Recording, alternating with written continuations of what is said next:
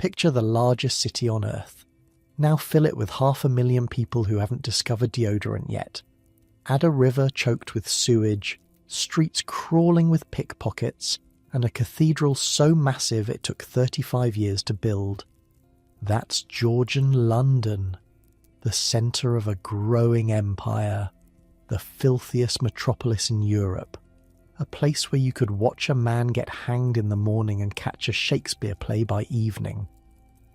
We're going back there tonight, not as tourists looking at paintings. We're living it. One day, one person, everything they would have seen, smelled, heard, and survived.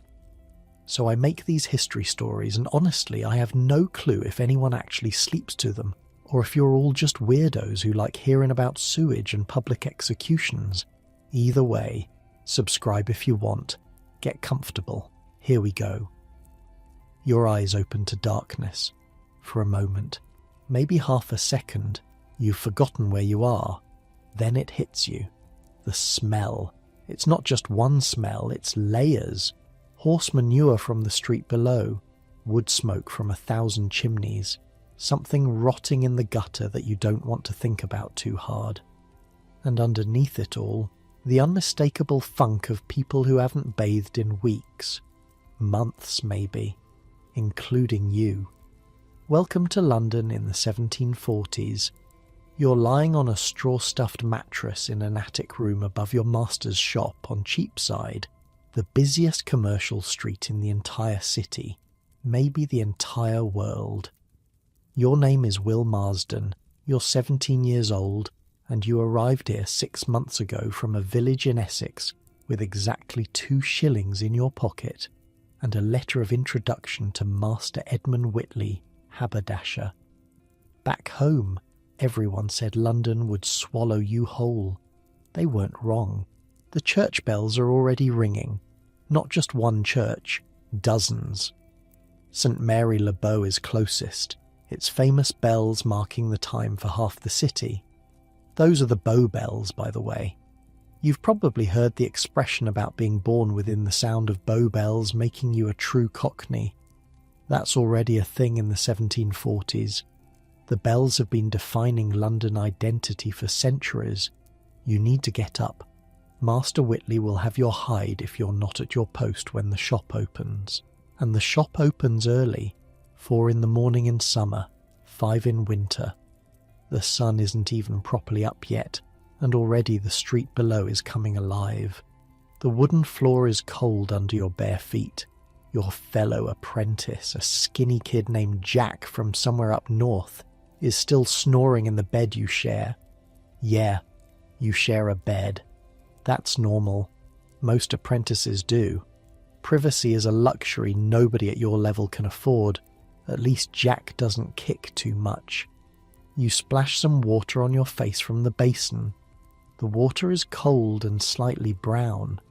You got it yesterday from the public pump 3 streets over, waiting in line for 20 minutes behind a woman who smelled like fish, and a man who kept muttering about the price of candles. Water doesn't come to your house through pipes, not for regular folks. You fetch it, bucket by bucket from whatever source you can find. Your clothes are where you left them. A rough linen shirt that's seen better days, breeches that end just below the knee, wool stockings and leather shoes with buckles that need polishing. Your waistcoat is your one bit of pride. It's brown, nothing fancy, but it marks you as a tradesman in training rather than a common labourer. Appearances matter in this city. They matter more than almost anything. By the time you get downstairs, Master Whitley is already in the shop, arranging bolts of fabric on the wooden counter. He's a round man with a red face and surprisingly delicate hands. Those hands can tell the difference between Dutch linen and Flemish linen just by touch. He's taught you about half of what he knows, and already your head is swimming with information about thread counts and dye quality, and which merchants are trustworthy and which ones will sell you damaged goods at full price. You're late, he says without looking up. You're not late. He says this every morning. You've learned not to argue. The shop is small by London standards, maybe 20 feet wide and twice as deep. The front opens directly onto Cheapside with wooden shutters that fold down to create a counter for displaying goods. Behind that, shelves lined with every kind of haberdashery you can imagine. Ribbons, buttons, lace, pins, needles, thread in more colours than you knew existed, buckles for shoes and breeches, hooks and eyes for corsets. It's not glamorous, but it's honest trade, and Cheapside is the place to do it. You've been here 6 months, but the scale of this street still amazes you. Back in Essex, your whole village probably had fewer people than this single street holds at any given moment. The name Cheapside comes from the Old English word for marketplace, and that's exactly what it is. One long, continuous market stretching from St. Paul's Cathedral at one end to the Poultry at the other. And speaking of St. Paul's, when Master Whitley sends you out on your first errand of the day, collecting a package from a supplier near the cathedral, you take the long way, just to see it again. Every time it takes your breath away. Sir Christopher Wren's St. Paul's Cathedral, completed in 1710 after the Great Fire of 1666, burned the old medieval one to the ground. The dome rises above everything else in London, visible from miles away, 365 feet tall. They say Wren designed it so you can see it from any point in the city. You believe it. This morning, with the early light hitting the pale Portland stone, it almost glows. The dome catches the sun before anything else. Birds circle around the cross at the very top. Pigeons mostly, but you've seen hawks up there too, hunting the pigeons. Even the wildlife in London is brutal. You stand there for a moment, just looking. A country boy, staring at the greatest church in England, maybe in the world. The men who built this were still alive when you were born. Your own grandfather might have watched them hoisting the stones into place. It's that recent, that real. But you can't stand there forever. The package won't collect itself. The streets around St. Paul's are already crowded. And when I say crowded, I need you to understand what that means in Georgian London. This isn't modern crowded, where you might have to weave between people on a busy sidewalk. This is chaos. This is survival. First, there are no sidewalks. Not really. Some of the nicer streets have raised footpaths along the sides, but on most streets, you're sharing space with everything. Pedestrians, horses, carts, carriages, sedan chairs carried by sweating men in livery, street vendors with their barrows, beggars with their hands out, dogs, pigs. Yes, pigs. People keep pigs in London. They roam the streets eating garbage.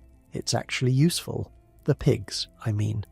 They're the closest thing to a sanitation system in some neighbourhoods. The noise is incredible. Vendors shouting their wares. Hot pies, milk below, fresh milk, lavender, sweet lavender, knives to grind, any knives to grind. Everyone is yelling because everyone else is yelling, and if you don't yell, nobody hears you. Add to that the clatter of cartwheels on cobblestones, the clip-clop of horses, the squealing of pigs, the barking of dogs, and the constant murmur of thousands of conversations happening simultaneously. You've mostly learned to navigate it. Mostly. The key is to never stop moving and never make eye contact with anyone who looks like they want something from you. Because everyone in London wants something. Like right now, a woman is approaching you with a basket of oranges. She's probably legit. Oranges come in from Spain and Portugal, and there's good money in selling them on the street. But then again, there's also good money in distracting some country boy while her partner lifts his purse from behind. You don't have a purse to lift. Everything you own is back at Master Whitley's shop, so you just shake your head and keep walking. The woman moves on to her next target. The supplier you're visiting has a shop near Ludgate Hill, on the road that leads down from St. Paul's toward the Fleet River. The Fleet isn't really a river anymore, it's more of an open sewer. They've been trying to cover it over for years, and parts of it are already built over, but down here near where it meets the Thames you can still see it, and smell it. Oh God, can you smell it? The package is ready, a bundle of silk ribbons from a merchant who imports from France.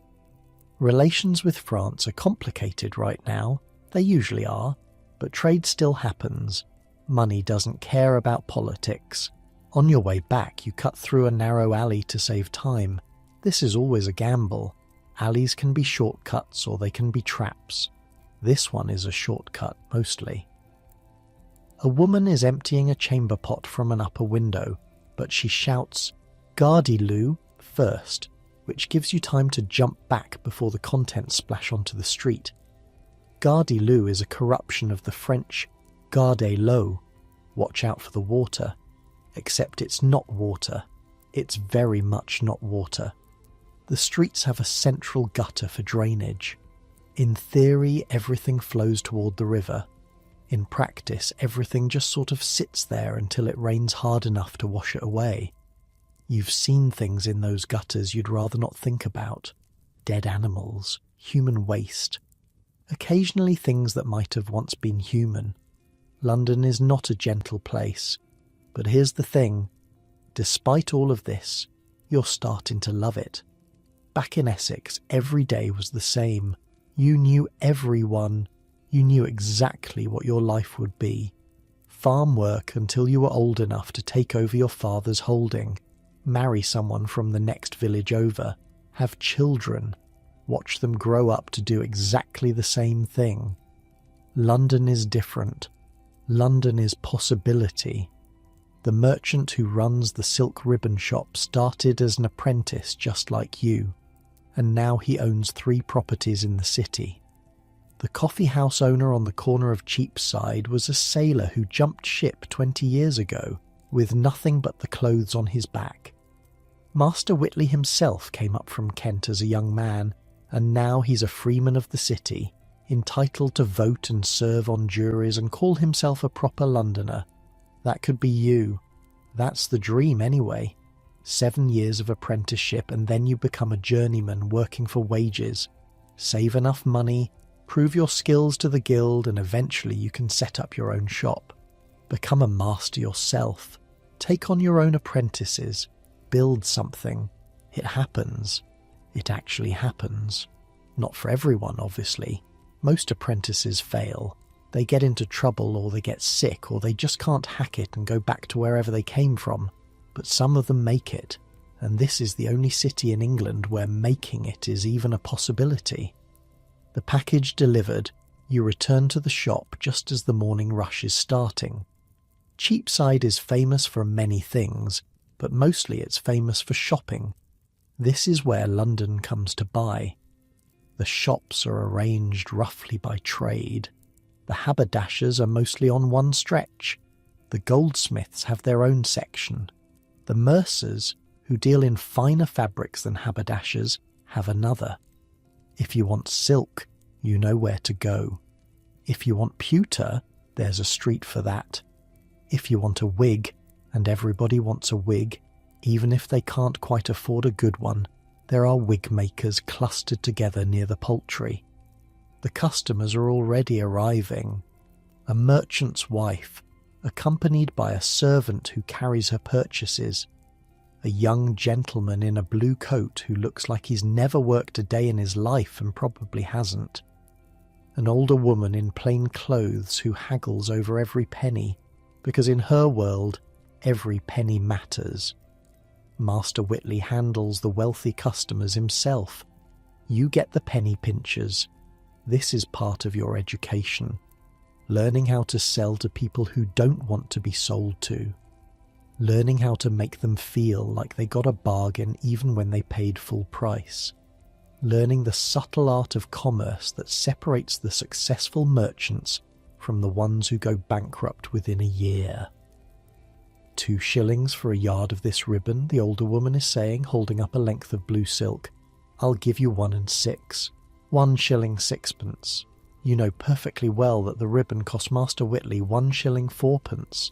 At 1 and 6 you'd be making a profit of 2pence per yard. At 2 shillings 8pence. That difference, multiplied across hundreds of transactions, is the difference between a successful business and a failing one. Madam, you say, this ribbon comes from Lyon. French silk, the finest quality. Feel the weight of it. Feel the smoothness. You won't find better anywhere on Cheapside. This is true, actually. Master Whitley doesn't stock garbage. French silk, she sniffs, as if that means anything. It means the dye won't fade. It means the weave won't unravel. It means that 5 years from now this ribbon will look as good as it does today. She's weakening. You can see it in her eyes. 1 shilling and 10, she says. You pretend to think about it. 1 and 11, you counter, and I'll throw in a packet of French pins, the ones with the brass heads. The pins cost about a farthing. The sale is worth the sacrifice. Done, she says, and you've just completed your first real negotiation of the day. This is your life now. This endless hustle, this constant dance of buying and selling, this immersion in the greatest commercial city the world has ever known. And it's not even 8 o'clock in the morning yet. Outside, the streets of Cheapside are in full roar. The sun is properly up now, streaming between the buildings, casting long shadows across the cobblestones. Somewhere nearby, a church clock strikes the hour. The bells of St. Mary le Bow join in, their sound carrying across the whole of London, marking time for 500,000 people who are all, in their own ways, trying to make their way through another day in this impossible, beautiful, terrifying city. The morning is just getting started. The river is waiting, and there's so much more of London to see. Your feet are already aching, but you barely notice. There's work to do, customers to serve, a city to learn. And somewhere out there in this maze of streets and alleys and ancient churches and brand new buildings rising from the ashes of the Great Fire, your future is taking shape. You just don't know what it looks like yet. None of us ever do. The morning rushes past in a blur of customers and haggling and bolts of fabric unfurled across the counter. You sell ribbons and buttons and packets of pins.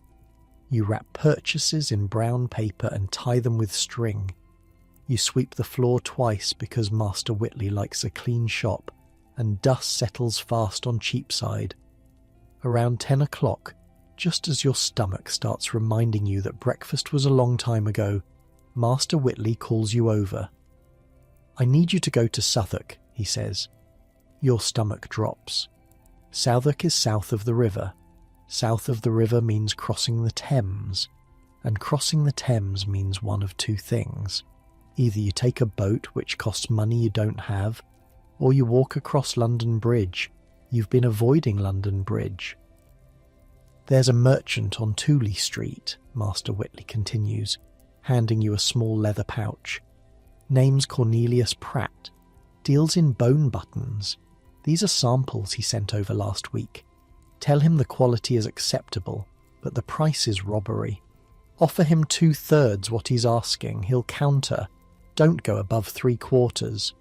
He looks at you, waits. 3/4, you repeat. Not a penny more. Good lad, and take the bridge. The watermen are thieves. So that's that. The bridge it is. You head east on Cheapside, past the goldsmiths' shops and the mercers with their fine silks displayed in windows. The street narrows as you approach the poultry, which is exactly what it sounds like. Chickens, ducks, geese, dead ones hanging in shop windows, live ones squawking in cages, the smell of poultry and blood and feathers mixing with everything else. Past the poultry, the road becomes Lombard Street, then Gracechurch Street. The names change every few hundred yards in this city. You're basically walking in a straight line, but you'll cross through 5 or 6 differently named streets before you reach the bridge. The crowds thicken as you get closer to the river. everyone is going somewhere. Merchants with account books tucked under their arms, porters bent double under impossible loads, women carrying baskets of vegetables from the markets, children running messages for a halfpenny, beggars with their hands out, a man selling roasted chestnuts from a cart, the smell cutting through everything else and making your empty stomach growl. And then you see it. London Bridge. From a distance, it doesn't look like a bridge at all. It looks like a street that happens to have water underneath it. Buildings rise up on both sides, 4 and 5 stories tall, leaning toward each other across the roadway. The gaps between the buildings are so narrow that in places they've built rooms connecting one side to the other, turning the whole thing into a tunnel. A covered street suspended over the Thames. This bridge has been here for over 500 years. Not this exact bridge. They've rebuilt parts of it dozens of times. Fires, floods, the arches collapsing under the weight of all those buildings. But the basic structure, the stone piers driven into the riverbed, those have been here since 1209. Your grandparents' grandparents walked across this same bridge, and it's still the only way to cross the Thames on foot anywhere near London. There was supposed to be another bridge at Westminster, but the watermen fought it for decades. 10,000 watermen work this river, ferrying passengers back and forth, and they didn't want competition from a bridge that would let people walk for free. They finally lost that battle a few years back. Westminster Bridge opened in 1750. But you're nowhere near Westminster right now, and anyway, that bridge is for rich people heading to Parliament. Regular folks use London Bridge. You join the flow of people heading onto the bridge from the north side. The entrance is marked by a gatehouse, though the gate itself stands open during daylight hours. Above the gatehouse, mounted on iron spikes, you can see skulls. Old ones, weathered and grey. They used to put traitors' heads up there after executions. The practice has mostly stopped now, but nobody's bothered to take down the old skulls. They just sit there, watching everyone who passes underneath. Welcome to London Bridge. The roadway is narrow, maybe 12 feet wide, and that 12 feet has to accommodate everyone going both directions, plus the shopkeepers who've set up displays in front of their establishments, plus the occasional cart or sedan chair trying to push through. The result is chaos. You're immediately pressed into a crowd moving at roughly the speed of cold honey. A large woman with a basket of fish is directly in front of you. The fish smell is powerful. Behind you, someone is muttering about being late for something. To your left, the shop windows display everything from gloves to spectacles to books to clocks. To your right, more of the same. The buildings lean inward overhead. In some places, the upper stories actually touch, blocking out the sky entirely. It's dark here in the middle of the day. Candles burn in shop windows even though it's barely noon. And the noise. God, the noise. Shopkeepers calling out their wares, customers haggling, the constant shuffle of hundreds of feet on wooden planks. Somewhere ahead, an argument is brewing. You can hear raised voices but can't see what's happening. There's no way to see what's happening. You can barely see 3 feet in front of you. The crowd stops moving, just stops. You're pressed against the fish basket lady, who turns and glares at you like it's your fault. Cart stuck, someone shouts from up ahead. Wheels come off.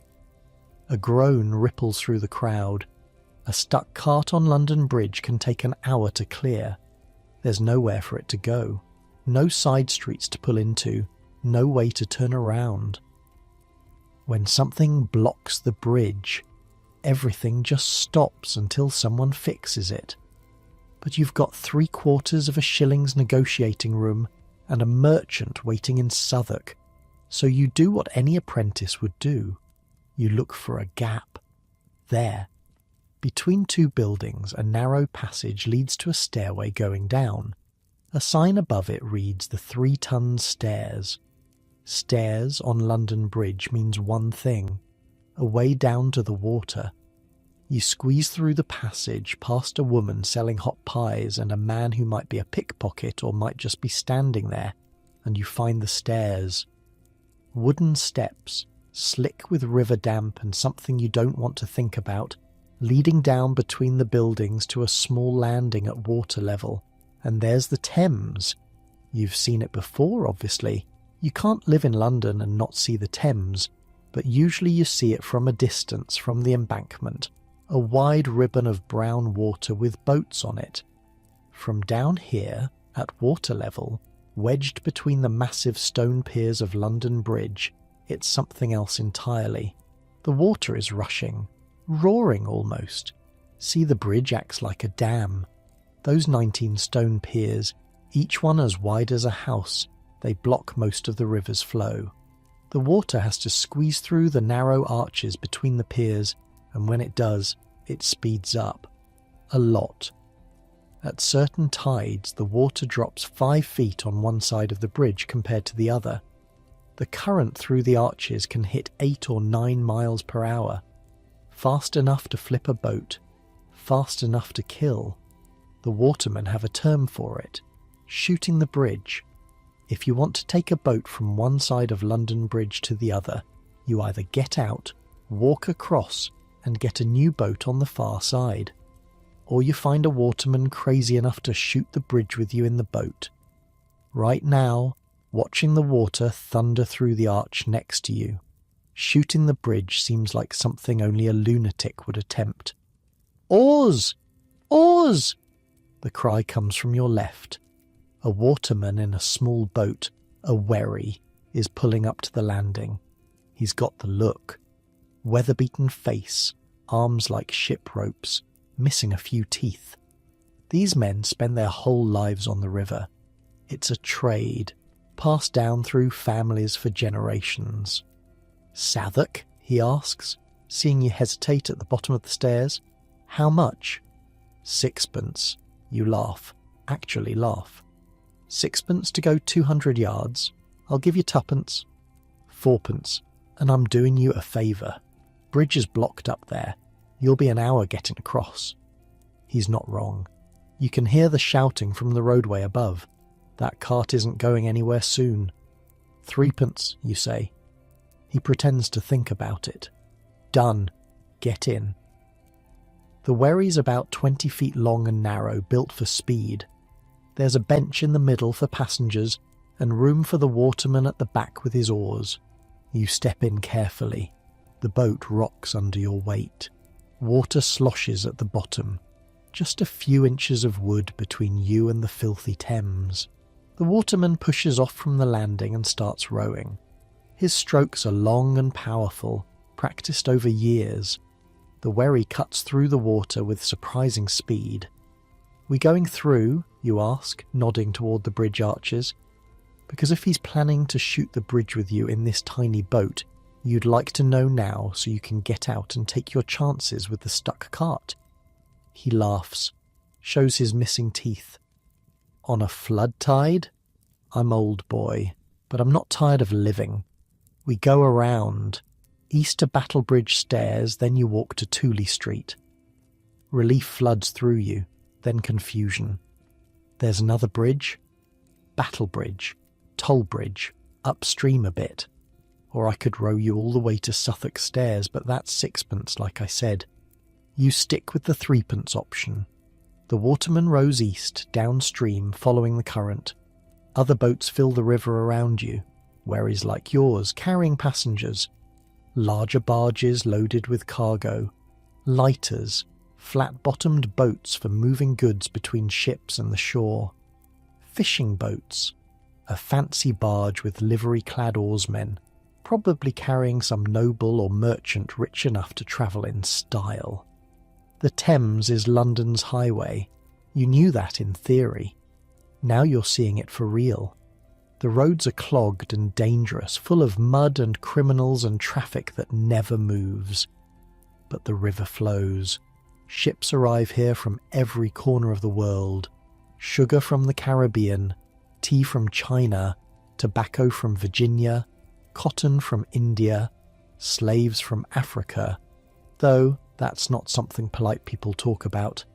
It all comes up the Thames through the Pool of London to be unloaded at 100 wharves and warehouses. You pass the Tower of London on your left, the massive stone fortress white at its centre, guarded by walls and moats and 700 years of bloody history. Prisoners arrived here by boat, through a gate called Traitor's Gate. Some of them left the same way, heading to execution. Others never left at all. Right now, in 1740 whatever, the tower is quieter than it used to be.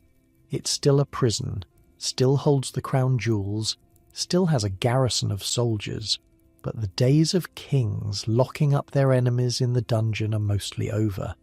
Mostly. First time on the water? The waterman asks. Is it that obvious?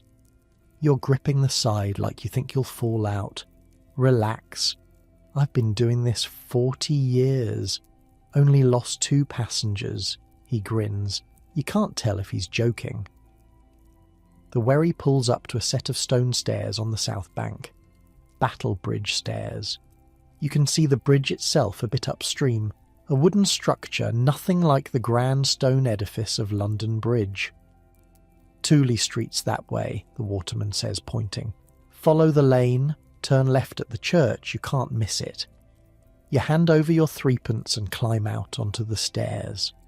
Solid ground feels strange after even that short time on the water. Southwark. It's different here. South of the river has always been different. This is where London puts the things it doesn't want to look at too closely. The bear-baiting pits, the brothels, the prisons, Marshalsea and King's Bench and the Clink, all within a few streets of each other. This is where the theatres used to be, before they moved north of the river. Shakespeare's Globe stood somewhere around here, though it burned down over 100 years ago. The streets are narrower and dirtier than Cheapside. The buildings sag. The people look harder, hungrier. You grip the leather pouch with the button samples a little tighter and walk quickly. Tooley Street isn't hard to find. Cornelius Pratt's shop sits between a tanner and a chandler. The tanning smell is something else. Rotting animal hides soaking in vats of God knows what. Your eyes water as you approach. The negotiation goes better than you expected. Pratt is a small man with ink-stained fingers and a quick way of speaking. He starts at his full asking price. You counter with 2/3. He looks offended. You point out that bone buttons aren't exactly rare goods, and Master Whitley has 3 other suppliers who'd love his business. He drops to 4/5. You hold at 2/3. He goes to 3/4, and that's exactly where Master Whitley told you to land. You shake hands. Pratt wraps up a new set of samples, improved quality, he claims, and you tuck them into your coat. The whole thing takes 20 minutes. Now you just have to get back. The bridge, you figure, should be clear by now. You head west along Tooley Street, then north toward the river. The afternoon sun is fighting through the haze of coal smoke that always hangs over London.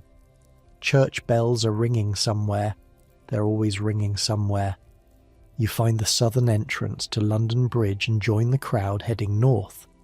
The cart must have been cleared because traffic is moving slowly but steadily. You push into the flow of bodies and begin the crossing. It's no less chaotic than before. The shops are still hawking their goods. The fish sellers and the glovers and the spectacle makers and the bookbinders. A woman is singing somewhere, a ballad about a sailor who drowned, which seems like an odd choice for a bridge over a river, but nobody else seems bothered. About halfway across, you pass a gap between buildings and catch a glimpse of the river below. From up here, you can see downstream toward the tower, upstream toward the spires of the city. Boats everywhere, hundreds of them, maybe thousands, all of them carrying something or someone, all of them part of the endless flow of commerce that keeps London alive.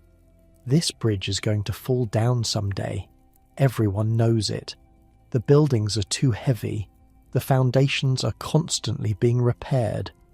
Every few years another arch cracks or shifts, and everyone holds their breath waiting to see if the whole thing will collapse into the Thames. But not today.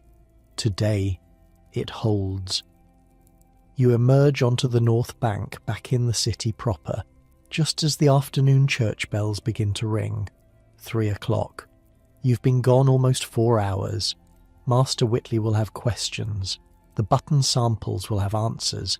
And somewhere on Cheapside there's probably a customer waiting for ribbons or lace or whatever else keeps this city's economy spinning.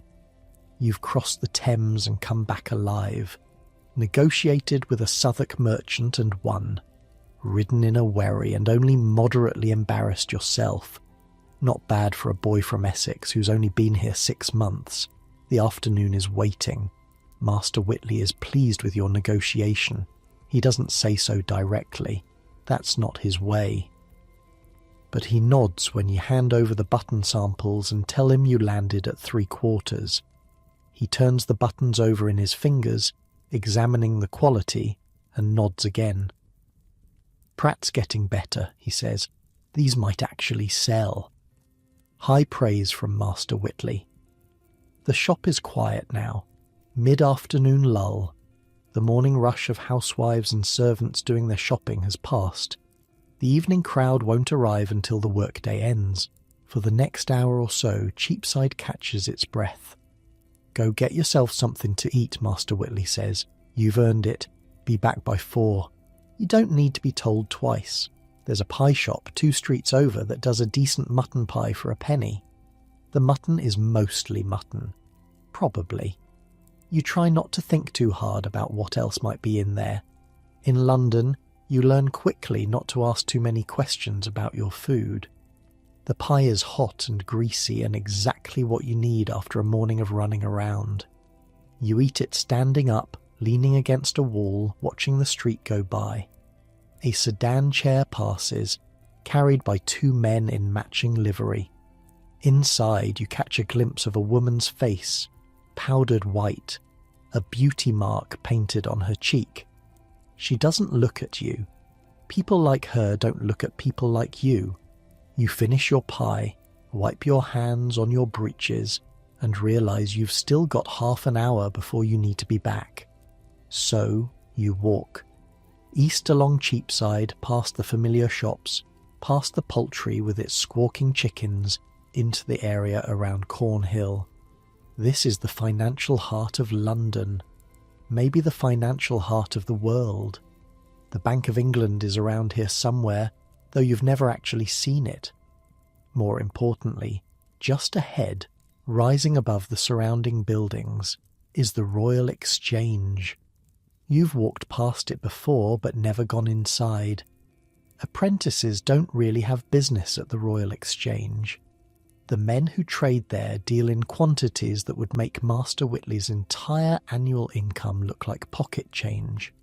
They're buying and selling cargoes of ships, insurance on voyages that might take years, shares in companies that own plantations on the other side of the world, but nobody's stopping you from looking. The building is massive, 2 stories of columned arcades surrounding an open courtyard. The original Royal Exchange burned down in the Great Fire of 1666. This one, rebuilt, is grander than what came before. Above the entrance, a statue of Charles II looks down at everyone passing through. Grasshoppers are carved into the stonework everywhere, the symbol of the Gresham family who founded the place back in 1565. You step through the entrance and into another world. The courtyard is packed with men, hundreds of them, standing in clusters, talking, arguing, scribbling notes, shaking hands. They're dressed better than you've ever seen anyone dressed. Silk coats in every colour. Waistcoats embroidered with gold thread. Wigs that must have cost more than you'll earn in a year. These are the merchants who run the British Empire, and they do their business right here in this open-air courtyard twice a day. The noise hits you like a wave. Everyone is talking at once. You catch snatches of conversation as you walk along the edge of the arcade trying to look like you belong here. 300 hogsheads of Virginia tobacco at 14 shillings the ship was lost off Madagascar, the underwriters are... Sugar prices won't hold, not with the French flooding the... Bengal cotton, finest quality. I've seen the samples myself. It's like standing inside a beehive. Every conversation is about money, about goods moving across oceans, about risks and rewards and the turning gears of global commerce. A bell rings somewhere above. Instantly the crowd shifts.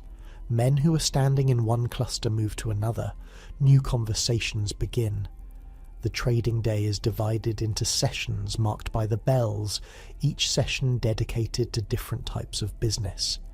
You don't know which bell this is or what it means, but the merchants do. They've been doing this their whole lives.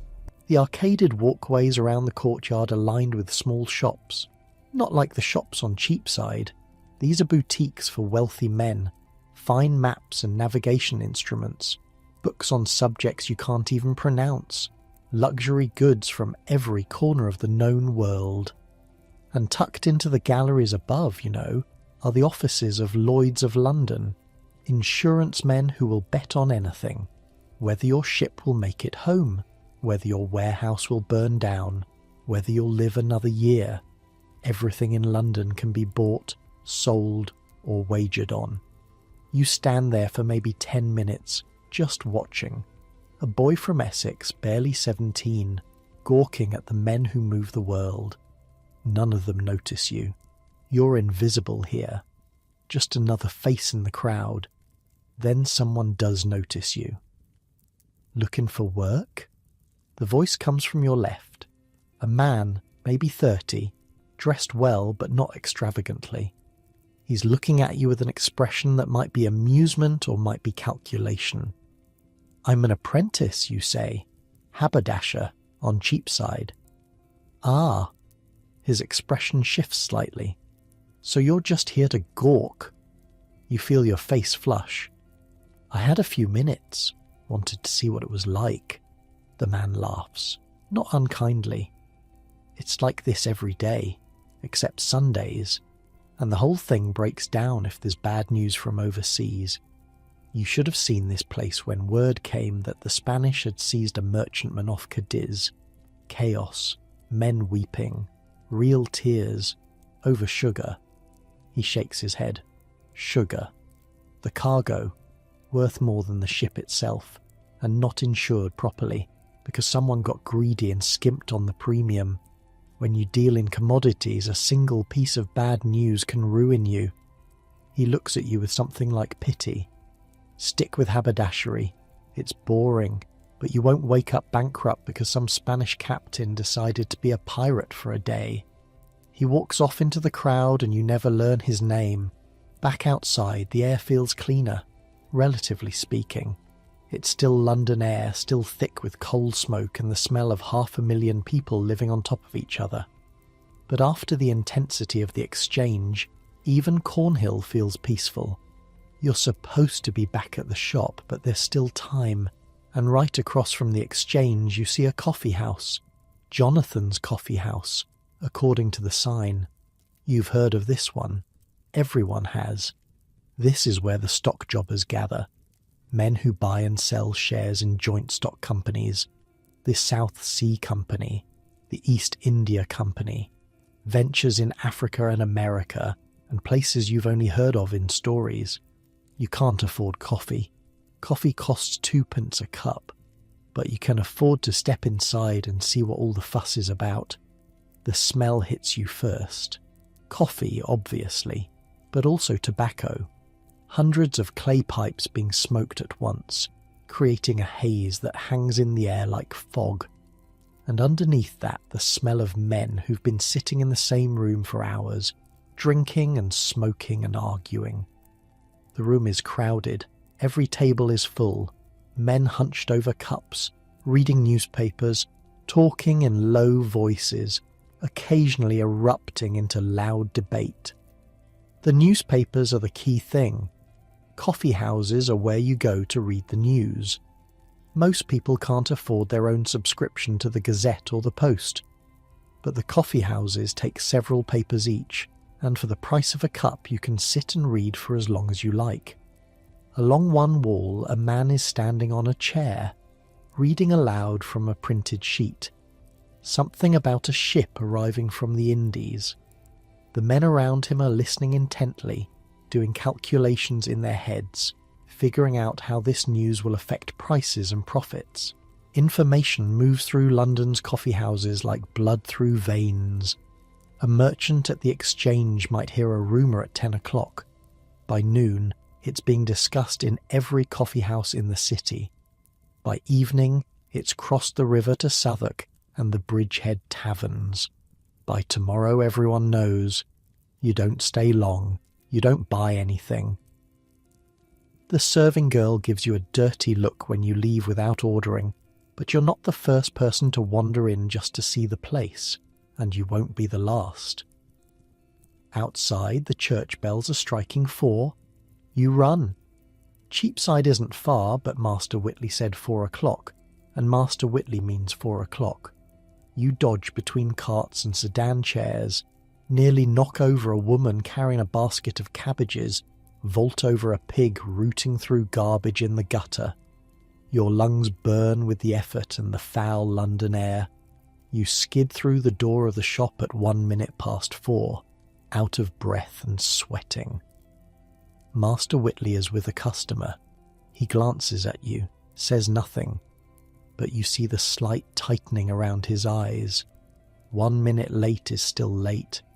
You take your place behind the counter, catch your breath as quietly as possible, and wait for the lecture that will come after the customer leaves. The customer is a young woman, accompanied by an older woman who's probably her mother. They're examining lace. The good lace. The stuff Master Whitley keeps in the cabinet behind the counter. French lace that costs more per yard than you make in a month. The Brussels is finer, the young woman says, holding up a sample to the light. The Valenciennes holds up better to washing, Master Whitley replies. If Madame intends to wear this often, I'd recommend the Valenciennes. The mother looks at the prices, frowns, and if she only intends to wear it once, for her wedding, wedding lace, the most expensive purchase most women ever make. Master Whitley's eyes light up, though his expression stays neutral. For a wedding, madam, one wants the finest quality, something that will become an heirloom, something her daughter will wear, and her daughter's daughter. He's good at this. You've watched him work customers before, but never quite at this level. The sale of wedding lace is an art form.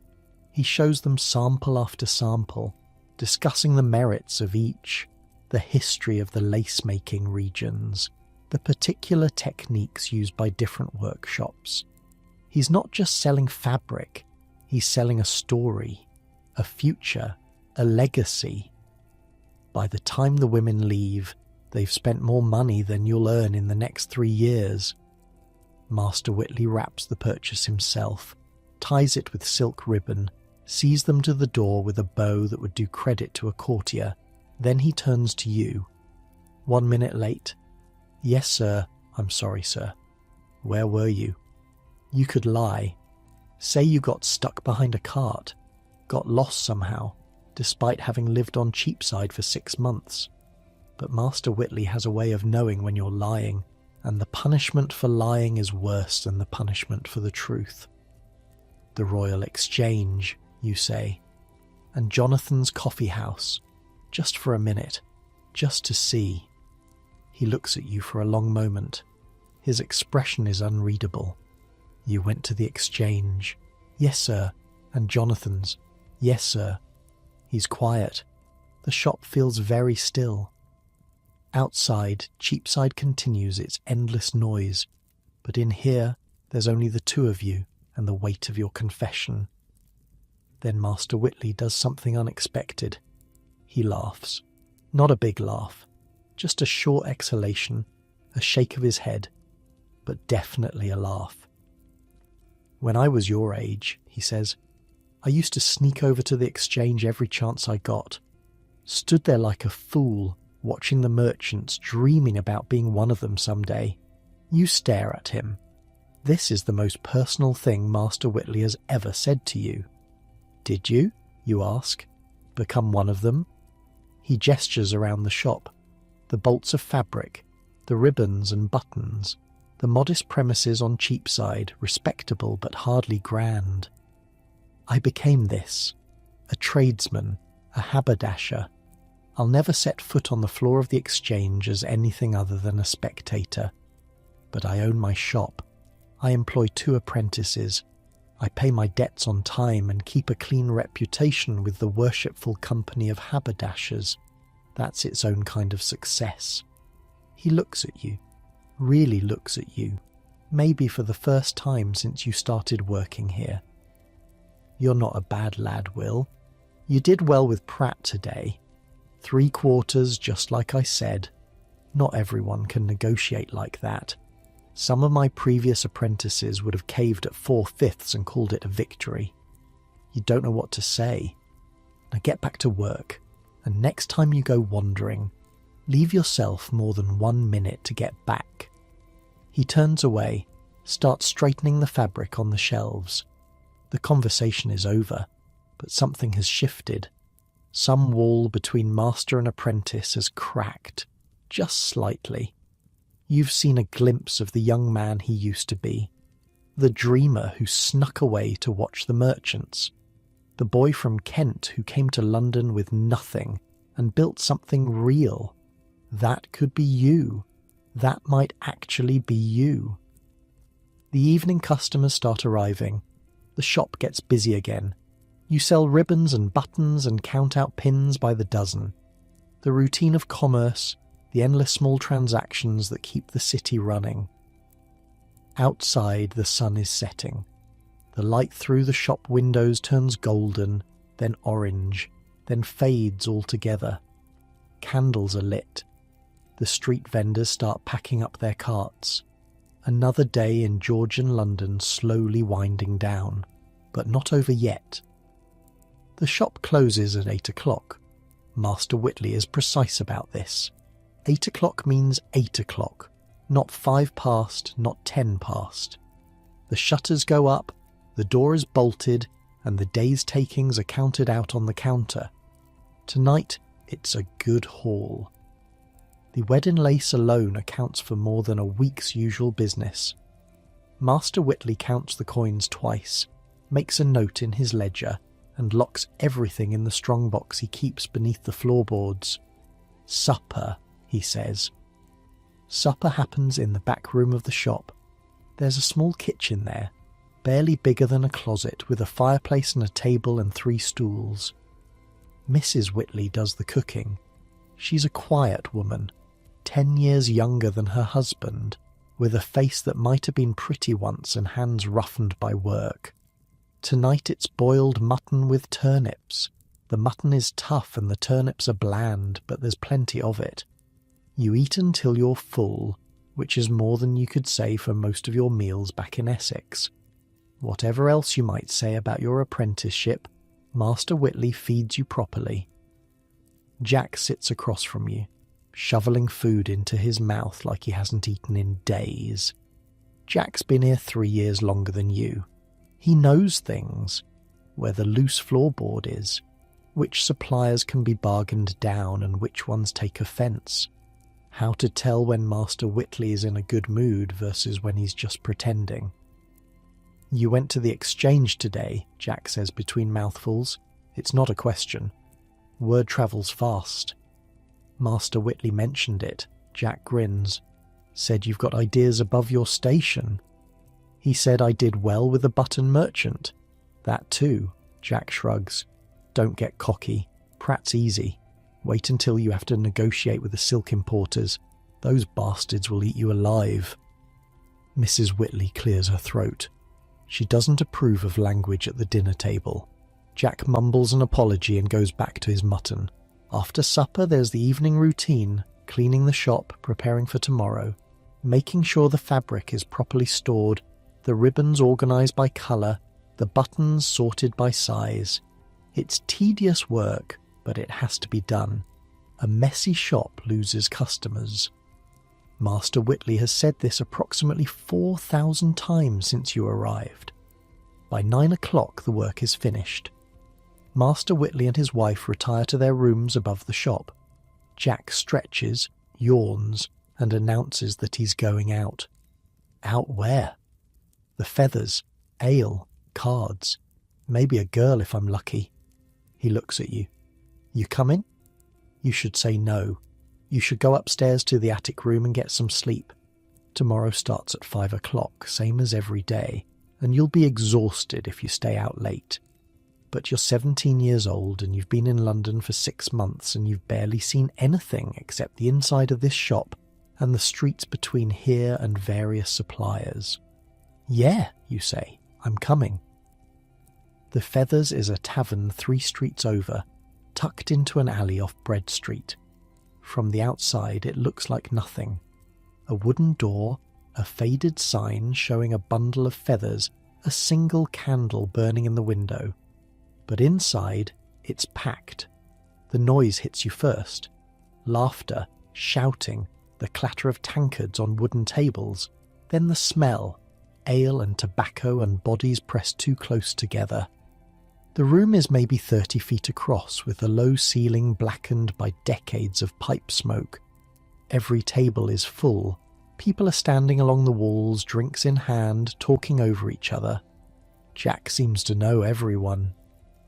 He pushes through the crowd, exchanging greetings, slapping backs, making his way toward a table near the fire where a card game is already in progress. "This is Will," he says, gesturing at you. "New apprentice. Don't cheat him too badly." The men at the table look you over. A butcher's boy with forearms like ham hocks, a printer's devil with ink stains on his fingers, a fellow you don't recognise who might be a clerk or might be a cut purse. Hard to tell in this light. "Can he play?" the butcher's boy asks. "He can learn," Jack says. "The game is called Put. You've never played it before, but it's simple enough. 2 or 3 cards dealt. Highest card wins, with some betting on the side. The stakes are small. A halfpenny here, a penny there. But the money adds up, and by the end of the first hour you're down 6pence. 6pence is a lot of money when you only earn a few shillings a week. "I'm out," you say, pushing back from the table. "Smart lad," the printer's devil says. "Most new players lose their whole week's wages before they figure out when to quit." Jack is still in the game, doing better than you did. He's got a knack for reading faces, knowing when someone's bluffing. You leave him to it and make your way to the bar. The ale is cheap and watered, but it's wet and it's cold, and after the heat of the card table it tastes like heaven. You find a spot along the wall and drink slowly, watching the room. London nightlife. This is what it looks like. There's a man in the corner telling a story to a rapt audience. Something about a voyage to the Indies, a storm, a near drowning. Probably half lies, but nobody seems to mind. 2 women are arguing near the door, their voices rising and falling, occasionally punctuated by laughter. A fiddler is trying to play in another corner, but he's drunk and the tune keeps wandering into something unrecognisable. And everywhere people are drinking, not just ale, gin. You've heard about gin. Everyone's heard about gin. It's the drink of the poor, the desperate, the lost. A penny buys enough to get you drunk. 2pence buys enough to forget your own name. The gin shops are everywhere in London, especially in the poorer neighbourhoods. Drunk for a penny, dead drunk for 2pence, straw for free. That's the saying. The straw is to sleep on after you've drunk yourself unconscious. Parliament's been trying to do something about it for years. They passed a gin act back in 36 that was supposed to make the stuff harder to get. Didn't work. People rioted. Informers who turned in illegal sellers got beaten in the streets. One woman was killed by a mob. The government backed off, and the gin kept flowing. 7 million gallons a year, someone told you once. 7 million gallons of gin consumed in London alone. That's 14 gallons for every man, woman and child in the city. Obviously, not everyone drinks. Which means the ones who do drink are putting away a lot more than 14 gallons. Here at the Feathers, the gin drinkers are easy to spot. They're the ones with the glazed eyes and the shaking hands, the ones who've moved past cheerful into something darker. A woman at a nearby table is slumped over, barely conscious, while her companions continue drinking around her. Nobody seems concerned. This happens every night. This is normal. There's a print you've seen in shop windows. An artist named Hogarth made it a few years back. Gin Lane, it's called. Shows a London street full of gin drinkers in various states of ruin. A woman dropping her baby while she takes snuff. A man and a dog fighting over a bone. Bodies piling up. Buildings collapsing. It's meant to be a warning, a moral lesson about the evils of drink. But standing here in the Feathers, watching the gin drinkers stare at nothing, you realise Hogarth wasn't exaggerating much. There's another print too, Beer Street. Shows a prosperous neighbourhood where everyone drinks ale instead of gin. The people are healthy, the buildings are solid, commerce is thriving, the message is clear, ale is English and wholesome, gin is foreign and destructive. You look down at your own tankard. Ale. Good English ale. This is London's other face. The one you don't see on Cheapside during business hours. The desperation underneath the commerce. The people who work 16-hour days and still can't afford proper food, so they buy gin instead because at least gin makes you forget you're hungry. The mothers who dose their crying babies with gin to keep them quiet. The workers who drink their wages before they even get home. You think about the merchants at the Royal Exchange, their silk coats and embroidered waistcoats, the casual way they discussed cargoes worth more than this entire tavern. Less than half a mile separates the Exchange from this alley, but it might as well be a different world. You finish your ale and don't order another. Leaving already? It's the clerk or cut purse from the card game. Up close, you can see his clothes are too nice for a clerk. The fabric's good quality, but his eyes are too watchful for an honest man. Early morning, you say. Aren't they all? He tilts his head, studying you. You work for Whitley, yeah? The haberdasher? That's right. Good shop, good reputation. He's done well for himself. A pause. You ever want to make some real money, come find me. Name's Crouch. Ask around. People know where to find me. He drifts off into the crowd before you can ask what kind of real money he's talking about. But you can guess.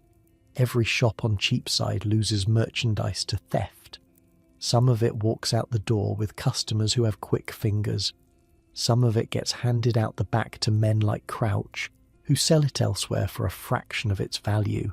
You're not that desperate. Not yet. Not ever, you hope. Finding Jack takes a while. He's moved from the card table to a booth in the back, where he's deep in conversation with a young woman whose dress suggests she's not particular about her companions. You catch his eye, gesture toward the door. He waves you off. Fine, you'll walk back alone. The street outside is dark. Really dark. There are no streetlights in Georgian London, no gas lamps, no electric bulbs, obviously. If the moon is out, you can see. If it's not, you're navigating by memory and luck. Tonight the moon is hiding behind clouds. The alley is black as coal. Link, sir? Light your way? A boy appears at your elbow, maybe 12 years old, carrying a torch made of bundled sticks dipped in pitch. A Link boy. They work the streets at night, hiring themselves out to light the way for anyone who'll pay. How much? Penny to Cheapside. It's a reasonable price. You hand over the coin and the boy sets off, holding the torch high, casting a circle of orange light that pushes back the darkness. You follow. The streets look different at night. Shadows fill the gaps between buildings. Shapes move in doorways that might be sleeping beggars or might be footpads waiting to rob anyone who passes. The link boy walks quickly, confidently, navigating the maze of alleys without hesitation. You pass a gin shop. It's just a cellar, really, with steps leading down into darkness and a sign that says gin in letters you can barely make out. A woman is sitting on the steps, head in her hands, not moving. You can't tell if she's sleeping or passed out or dead. The link boy doesn't even glance at her. He's seen it all before. Further on, you pass a narrow court where a group of men are gathered around something on the ground. Cards, maybe, or dice, or something else entirely. One of them looks up as your torchlight passes over the scene. His face is weathered, scarred, definitely not friendly. You look away and keep walking. You do this every night, you ask? Most nights. Good money if you know the streets. Dangerous, the boy shrugs. Sometimes. You learn which corners to avoid, which gangs control which territory. Stay in the light, keep moving, don't carry anything worth stealing. There's footpads who'll slit your throat for sixpence. There's press gangs who'll knock you out and drag you to a ship. There's resurrection men who... He stops. Never mind. Point is, you stay smart, you stay alive. Resurrection men. You've heard of them. Body snatchers. They dig up fresh corpses from graveyards and sell them to surgeons who need specimens for dissection. A fresh body can fetch 8 guineas or more. Sometimes, when bodies are scarce, they make their own. You walk a little faster. The link boy notices and grins. Don't worry. Resurrection men don't bother with living folk. Too much trouble. Corpses don't fight back. That's not as reassuring as he probably thinks it is. You glance down at yourself. Your clothes are plain. You've got maybe 3p left after the card game and the ale. Not worth robbing. But tell that to someone desperate enough. A sound behind you. Footsteps. More than one person. The link boy hears it too. His pace quickens. Walk faster, he mutters. Don't run. Running makes them chase. You walk faster. The footsteps behind you match your pace. Your heart is hammering now. The torch throws wild shadows on the walls. Then, up ahead, light. Another torch, and voices. A group of men emerging from a tavern, laughing, obviously drunk but numerous.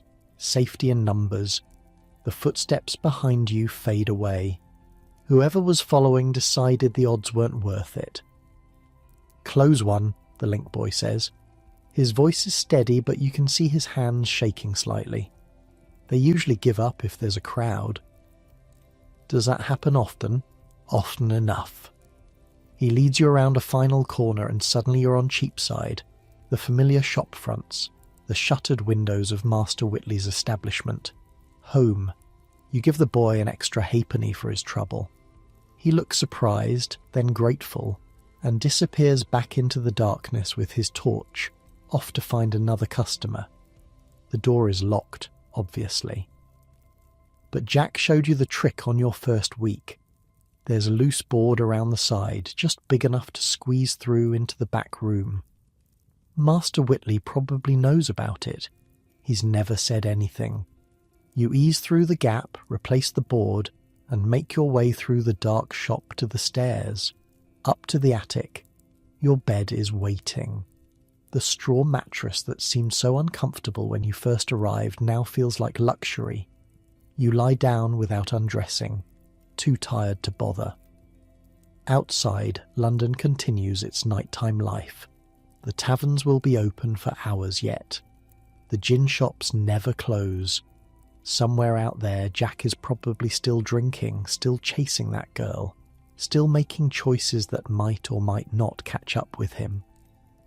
And somewhere out there, footpads are prowling the dark streets. Link boys are lighting the way for strangers, and 500,000 people are trying to survive another night in the greatest city in the world. You close your eyes.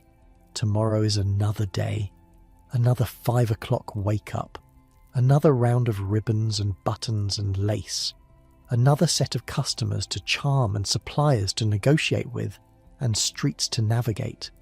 But that's tomorrow.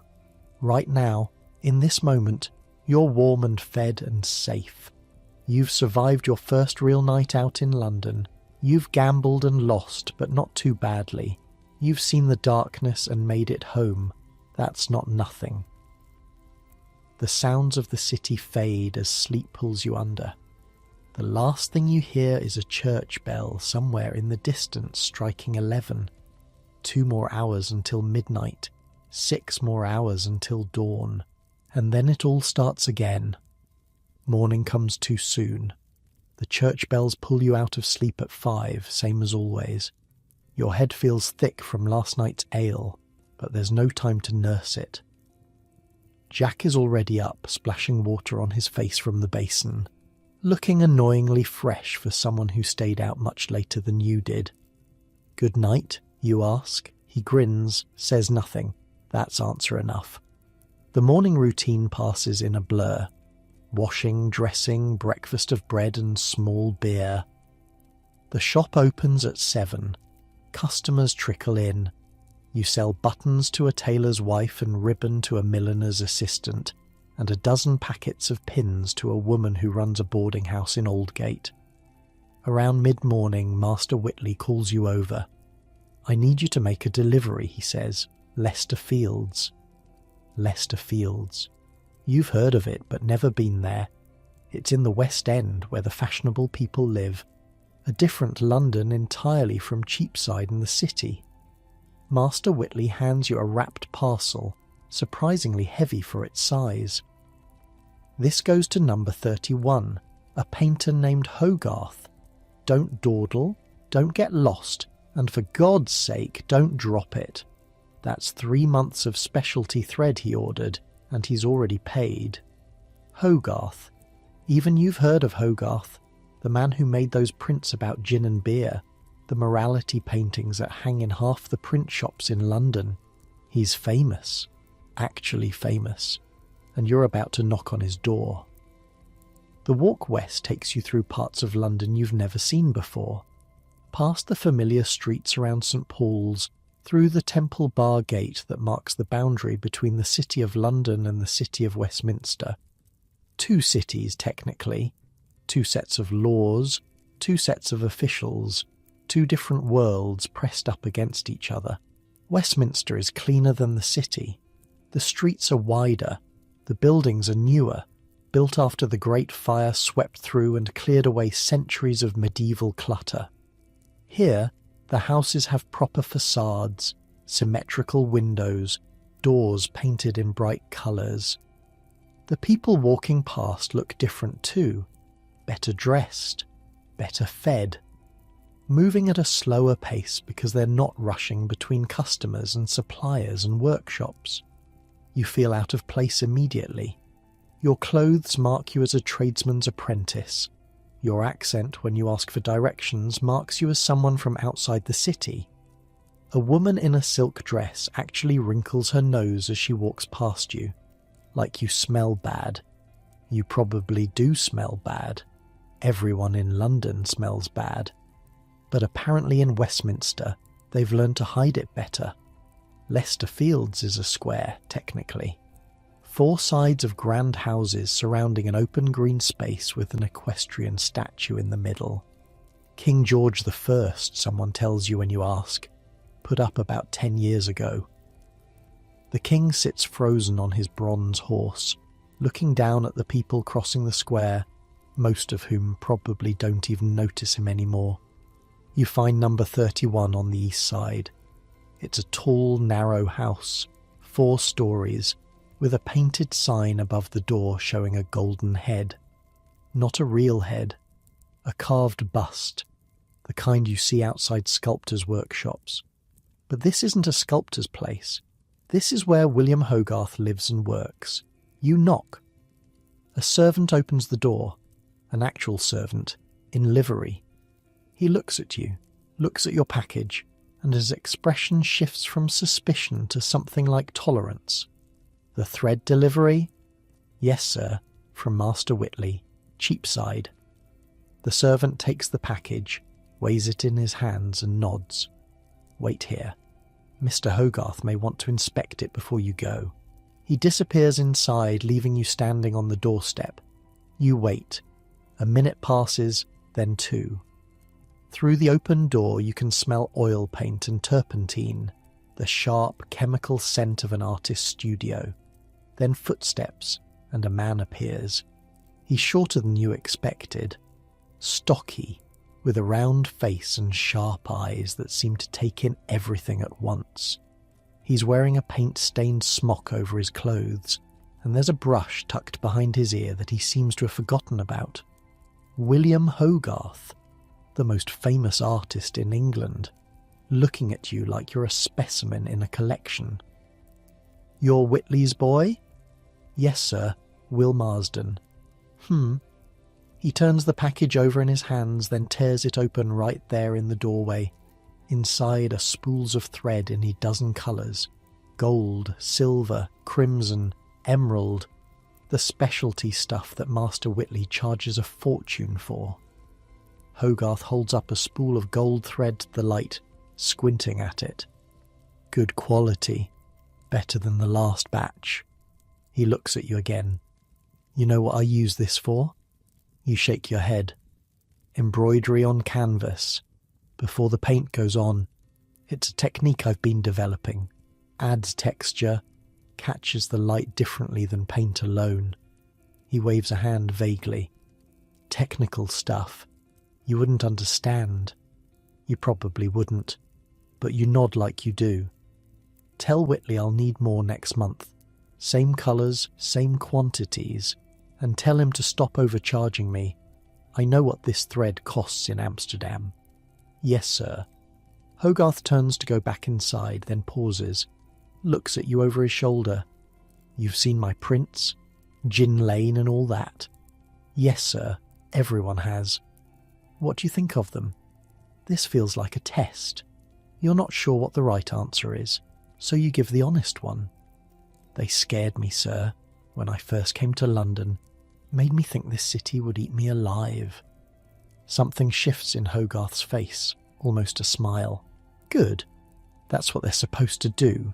Scare some sense into people. He nods, more to himself than to you. Safe travels back to Cheapside, Will Marsden. Try not to let the city eat you. The door closes. You stand there for a moment, processing what just happened. You just talked to William Hogarth, had an actual conversation, and he remembered your name. That's worth more than a sixpence lost at cards. Since you're in Leicester Fields anyway, you take a few minutes to look around. Master Whitley said not to dawdle, but he also didn't say you couldn't observe, and there's plenty to observe here. The square is busy with a different kind of traffic than Cheapside. Sedan chairs carry wealthy passengers from house to house. Ladies walk arm in arm, trailed by servants carrying parcels. Gentlemen in powdered wigs discuss whatever it is gentlemen discuss. Politics, probably, or horses, or both. At the north end of the square, a small crowd has gathered. You drift over to see what's happening. It's a street performer, a man in a motley coat juggling balls while standing on one leg. A monkey sits on his shoulder, wearing a tiny hat. Every few seconds the monkey snatches one of the balls out of the air, and the juggler pretends to be surprised. The crowd laughs. This is entertainment for the West End. More sophisticated than the bear-baiting pits south of the river, less exclusive than the theatres and opera houses where tickets cost more than you earn in a month. Street performers work the squares and parks, passing a hat after their show, hoping the wealthy spectators will be generous. You watch for a few minutes. The juggler adds more balls. The monkey steals more of them. A woman near you laughs so hard she nearly drops her parasol. Then the hat comes around. You don't have money to spare, but you drop in a farthing anyway. The juggler nods at you. The monkey tips its tiny hat. Walking back toward the city, you take a different route than the one you came. Your path takes you past St. James's Square, and you slow down just to look.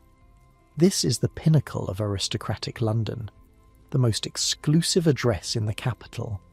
Dukes and earls and prime ministers live here, in houses so grand they make Leicester Fields look modest.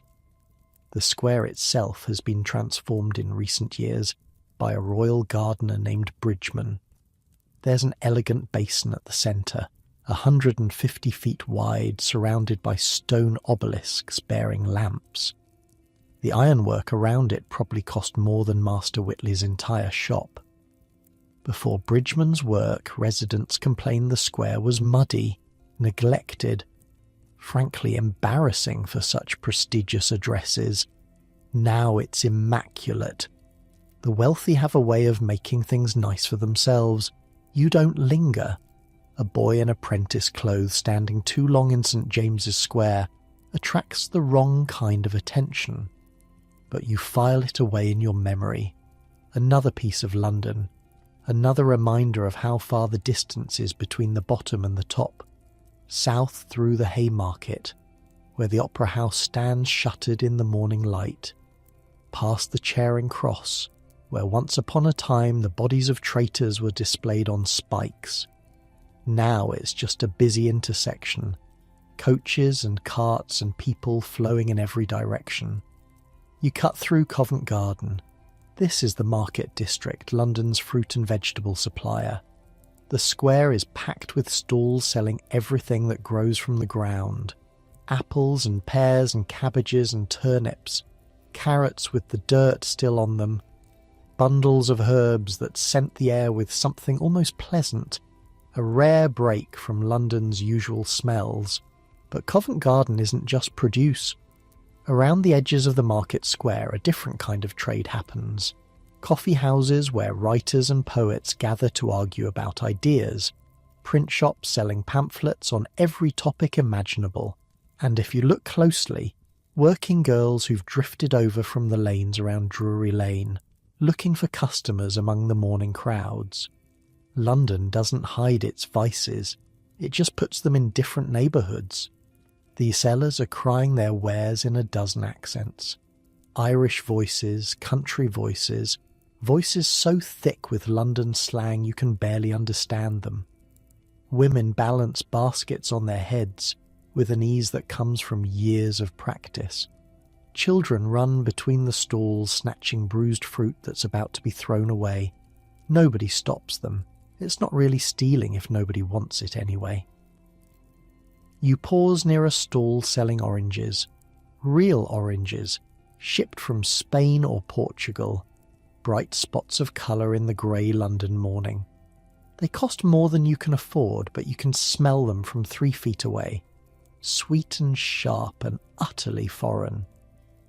Orange, sir? Fresh this morning?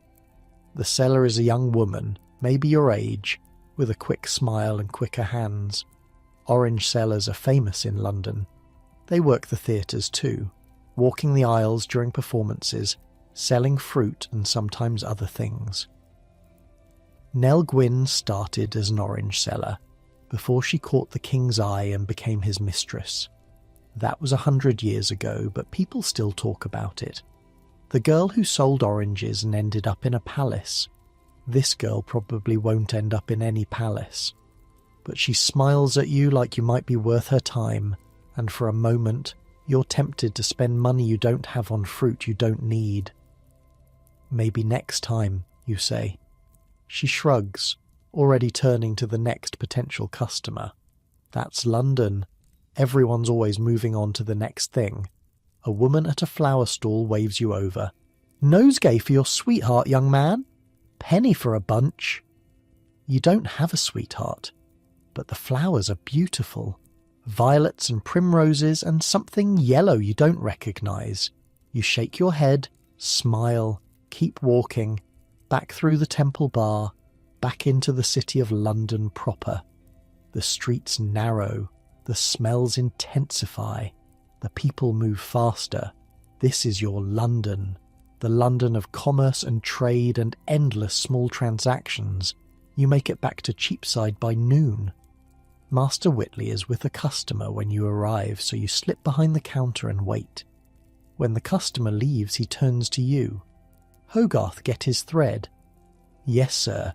He said to tell you he'll need more next month, and to stop overcharging him." Master Whitley snorts. "That's rich, coming from a man who charges 50 guineas for a portrait.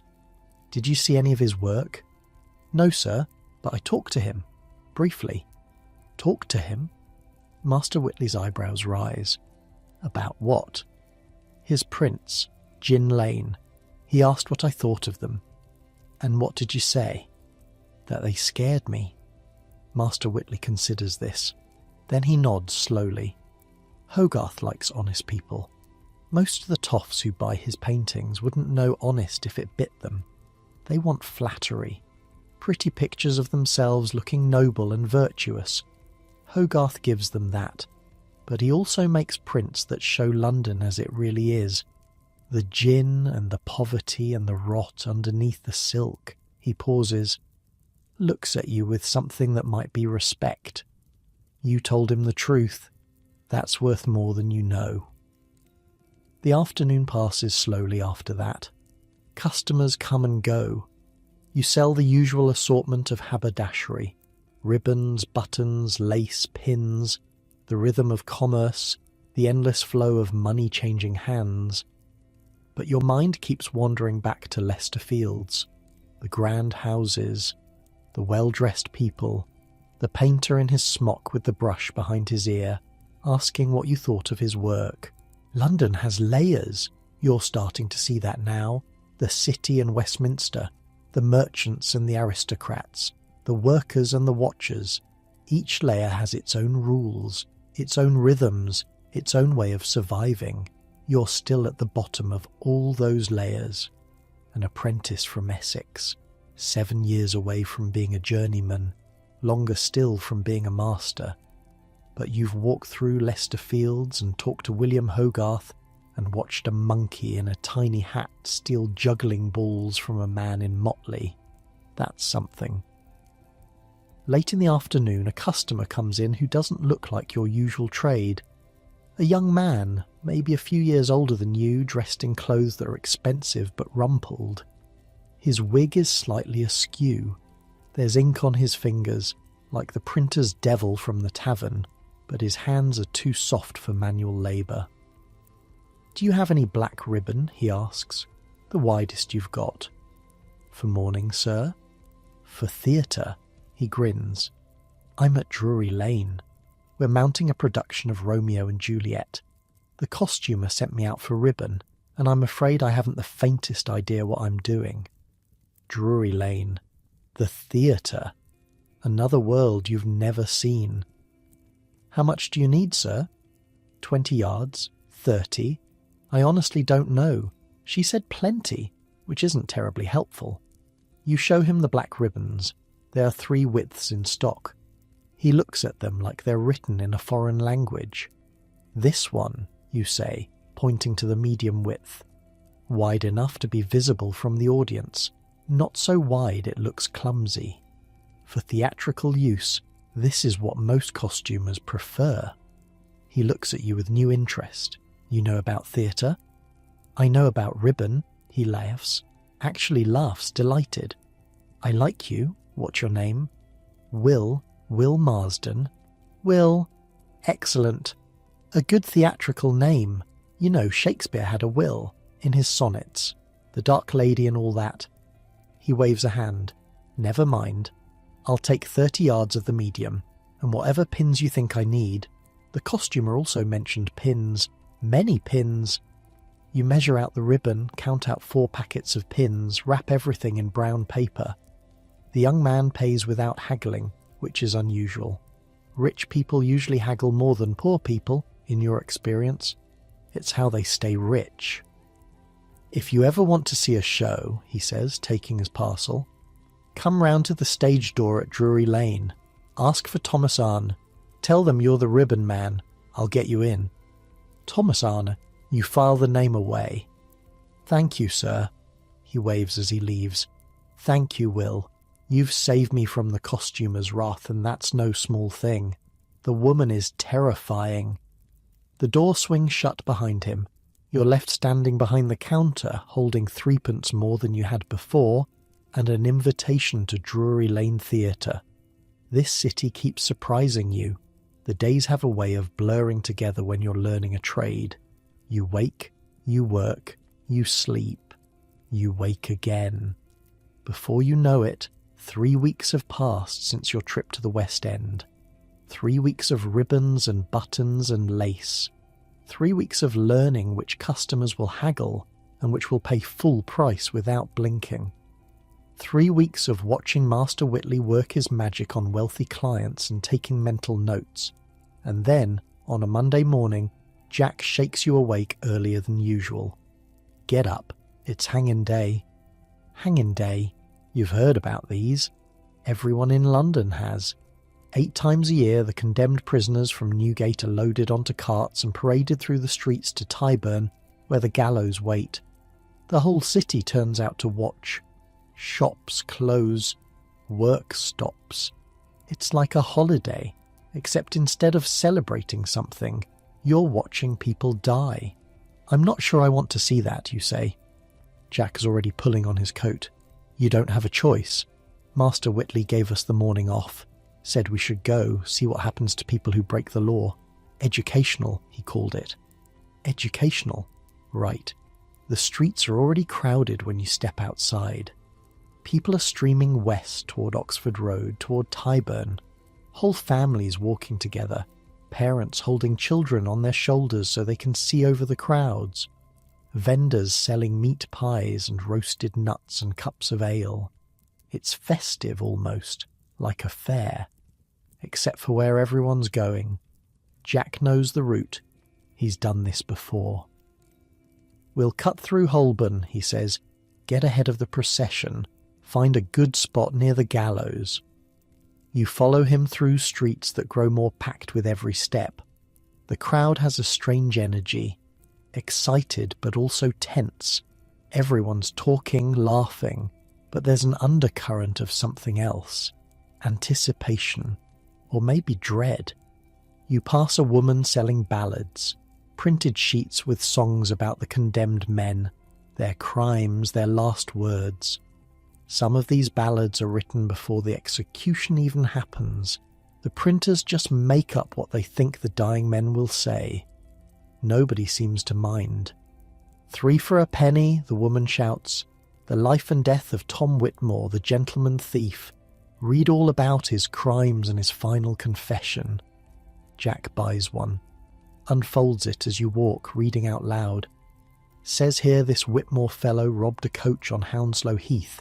Took 40 guineas and a lady's diamond ring. Then he kissed the lady's hand and told her she was beautiful. Did that really happen? Jack shrugs. Probably not, but it sells ballads. The crowd thickens as you approach Oxford Road.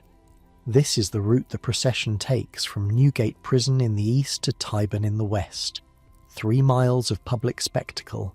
The condemned ride in open carts surrounded by guards, while all of London watches them pass. You find a spot near a tavern called the Mason's Arms. The building has a balcony, and enterprising locals are charging people to stand on it. A shilling for a front row view. You don't have a shilling to spare, so you stay at street level, wedged between a butcher who smells like his profession and a woman selling oranges from a basket. First time? The butcher asks, seeing your face. That obvious?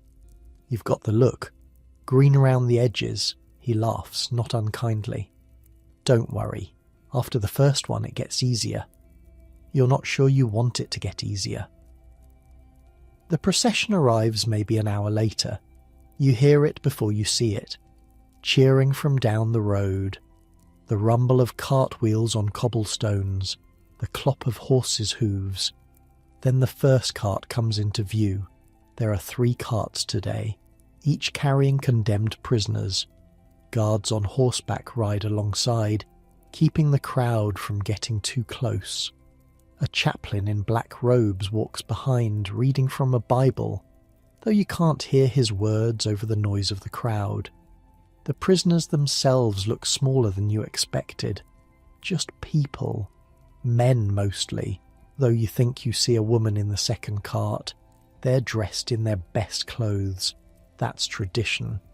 You dress up for your own execution, like you're going to a party. Some of them wave to the crowd. Some stare straight ahead, faces blank. One man is weeping, his shoulders shaking, supported by a guard who looks like he'd rather be anywhere else. The carts pass close to where you're standing, close enough to see their faces clearly. The man in front is maybe 30. Dark hair, handsome in a rough way. He's the one the ballad was about. Tom Whitmore, the gentleman thief. He doesn't look like a gentleman now. He looks tired, resigned. But when he spots a pretty woman in the crowd, he manages a smile and blows her a kiss. The crowd loves it. They cheer like he's a hero. Maybe to some of them he is. These highway robbers, they take from the rich. The coaches they stop belong to merchants and nobles, people with money to spare. It's easy to romanticize that, especially when you've got nothing yourself. But the woman in the second cart, you learn later, killed her husband with a kitchen knife, and the weeping man poisoned his business partner for money. Crimes aren't always romantic. Sometimes they're just desperate and ugly and sad.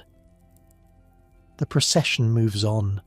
The crowd follows, a river of humanity flowing toward Tyburn. You and Jack let yourselves be carried along. There's no fighting this tide. You just move with it, packed shoulder to shoulder with strangers, all of you heading to the same place. Tyburn itself is a wide open space where 3 roads meet. In the centre stands the gallows, the Tyburn tree people call it. It's not a tree at all. It's a triangular wooden structure, 3 posts connected by beams, designed to hang multiple people at once. On busy days, they've executed 24 people here in a single session. 3 sides of the triangle, 8 bodies per side, all swinging at once. The gallows have been here for 600 years. Edward II was watching executions at this spot. So was Elizabeth. So was Charles before they cut off his own head. Generations of Londoners have come to this same place to watch the same spectacle. Your grandparents probably stood where you're standing now. Today there are only 7 condemned. Lucky 7, someone in the crowd jokes. Nobody laughs. All around the gallows, a carnival atmosphere has taken hold. Vendors are doing brisk business. A man sells execution cakes, little pastries shaped like coffins. A woman offers cups of gin for a penny, cheaper than water. Children sit on their father's shoulders, craning to see over the crowd. An old woman has set up a chair and is taking bets on which prisoner will die fastest. The carts have stopped beneath the gallows. The prisoners are being helped down, though helped seems like a strange word for it. Led, more like. Herded. They're given one last drink if they want it. Most do, wouldn't you? A platform has been built for the spectators who can afford to pay. Lords and ladies in their finest clothes watching through opera glasses like they're at the theatre. You've heard that some of them come to every execution, that they consider it entertainment, that they hold dinner parties afterward and discuss what they've seen the way you might discuss a play. Around the base of the gallows, the crowd is packed so tight you can barely breathe. Jack has somehow wormed his way forward, but you've lost sight of him. You're stuck between bodies, unable to move forward or back, forced to watch whether you want to or not. The smell is overwhelming, sweat and ale and unwashed bodies and something else underneath. Fear, maybe, or anticipation, or both mixed together until you can't tell them apart. The chaplain is speaking. You can't hear the words, but you can see his mouth moving, see him gesturing toward heaven. The condemned are supposed to repent now, confess their sins, ask forgiveness from God and from the people they've wronged. Tom Whitmore refuses to confess. He shakes his head when the chaplain speaks to him, says something that makes the crowd cheer again. A final act of defiance. The woman who killed her husband is praying, kneeling on the platform with her hands clasped, mouthing words you can't hear. Whatever she did, whatever led her to that kitchen with that knife, she's making peace with it now. The weeping man has to be supported by guards. His legs won't hold him. You think he might be sick. Someone in the crowd throws a rotten vegetable at him. It misses. Then the nooses are brought out. They're simple things. Loops of rope, thick and coarse. The hangman moves down the line, placing each noose around each neck, adjusting them carefully. He's a professional. This is his job. He does it with the same concentration Master Whitley brings to measuring ribbon. The prisoners are positioned on a platform that drops away when the signal is given. Trap doors, basically. One moment they're standing, the next moment they're falling, and the rope catches them and that's it. Except it's not always that clean. The drop is supposed to break your neck, end it quickly.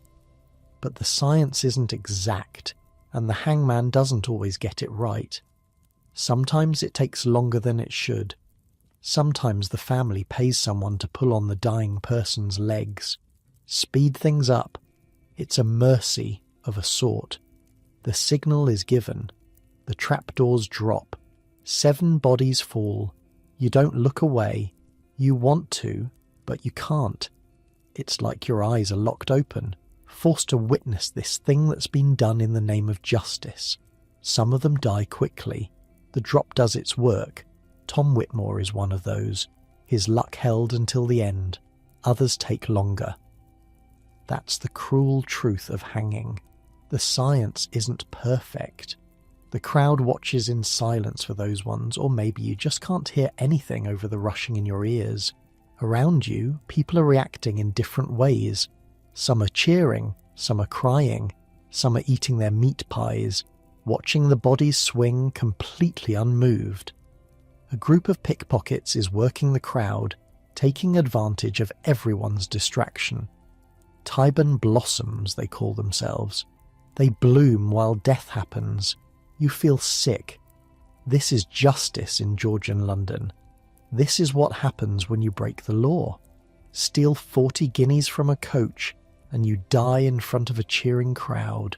The bodies will hang for an hour before they're cut down. That's tradition. Let the crowd have their look.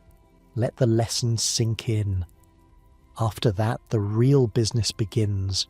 The surgeons are already waiting at the edge of the crowd. They have legal claim to a certain number of bodies each year for their anatomy theatres and their students. The Company of Barber Surgeons runs a dissection hall near Newgate, where they cut open executed criminals in front of paying audiences. Medicine and spectacle all in one.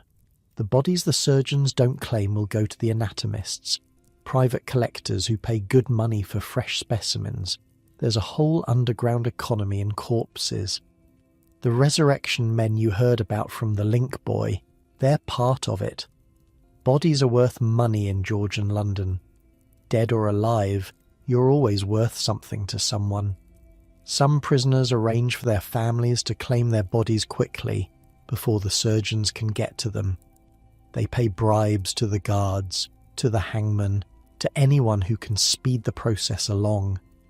Nobody wants their father or brother ending up on a dissection table, cut apart while students take notes. A few will be buried in the churchyard near Tyburn. Criminals get their own corner, away from the respectable dead. No headstones, no markers, just a patch of ground that everyone knows not to walk on. You push your way out of the crowd. You don't care about stepping on toes or shoving through gaps.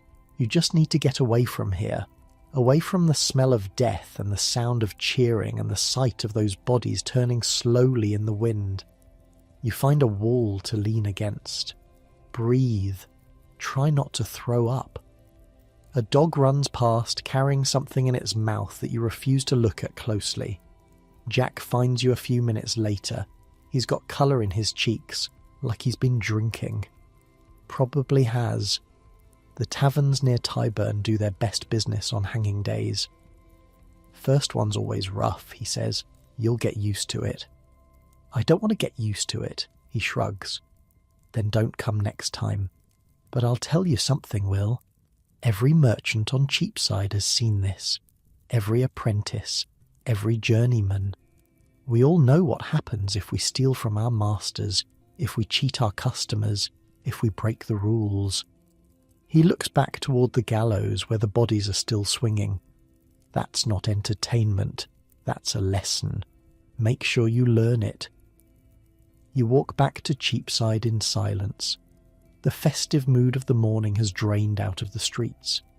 People are going back to their shops, their workshops, their lives. The holiday is over. Tomorrow everything returns to normal. On the way, you pass a print shop. In the window, there's already a new engraving.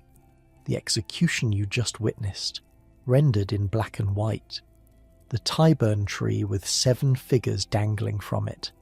A crowd of spectators rendered as a sea of tiny faces. In the corner, a caption gives the names of the dead and their crimes. The print was probably made days ago. They knew who was being executed, knew the date and time. All the artist had to do was add the final details. The printers work fast. By tomorrow, these images will be selling all over London. By next week, they'll be in coffee houses in Bristol and Edinburgh and Dublin. Death as commodity. Death as entertainment. Death as a warning to anyone who might consider stealing 40 guineas or killing their husband or poisoning a business partner. You keep walking, past St. Sepulchre's Church, where the bellman rings the execution bell to signal the condemned are on their way, past the streets where the crowd gathered this morning, now littered with discarded food and dropped coins and at least one shoe someone lost in the crush, past the corners where the Tyburn blossoms did their work, their pockets full of stolen purses.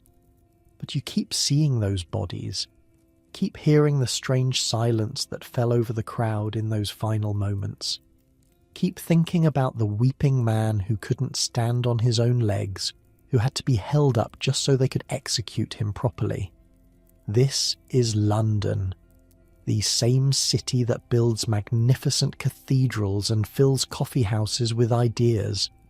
The same city that trades with the whole world and produces artists like Hogarth and playwrights whose names will last for centuries.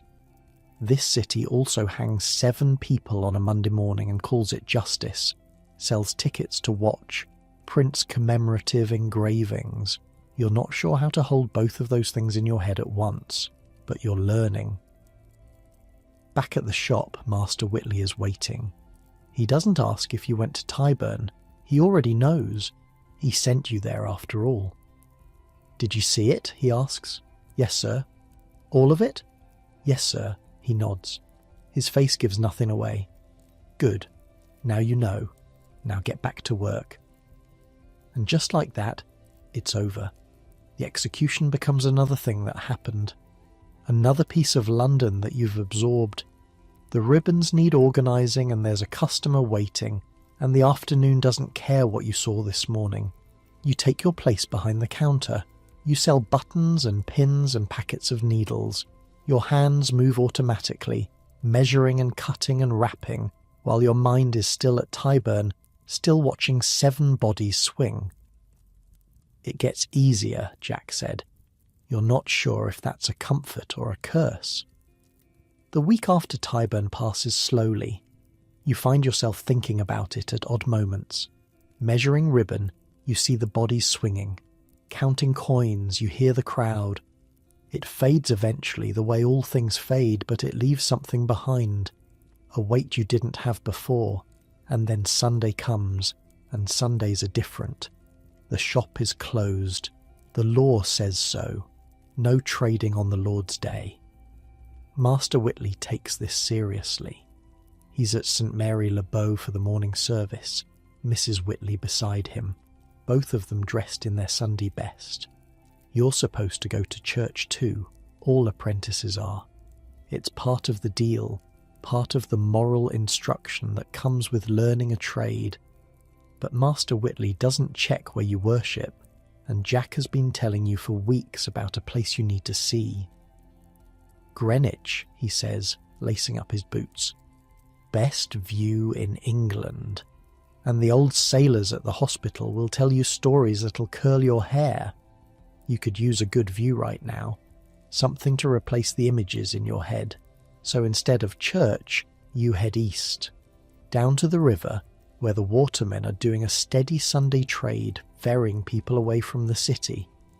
The fare to Greenwich is 4p, more than you'd like to spend, but Jack insists it's worth it. You can't walk to Greenwich, he says. Well, you can, but it takes half the day. The river's the only way. The wherry carries you downstream, past the tower, past the wharves and warehouses, past the ships anchored in the Pool of London waiting to unload their cargoes. The city falls away behind you. The buildings thin out. The air starts to smell different. Less coal smoke, less sewage, more salt and mud and open water. You've never been this far east. The Thames widens here, becoming something more than a river, becoming the gateway to the sea. The waterman points out landmarks as you pass. The Royal Dockyard at Deptford, where the Navy builds its ships. The fishing villages that cling to the riverbank, their boats pulled up on the mud at low tide. The marshy lands where reed cutters work waist-deep in water, harvesting material for thatching. And then, around a bend in the river, Greenwich appears. You see the buildings first.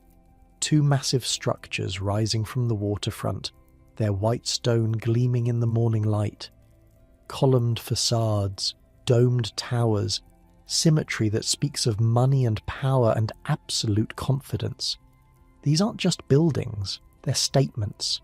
They're Britain saying to the world, look at what we can build.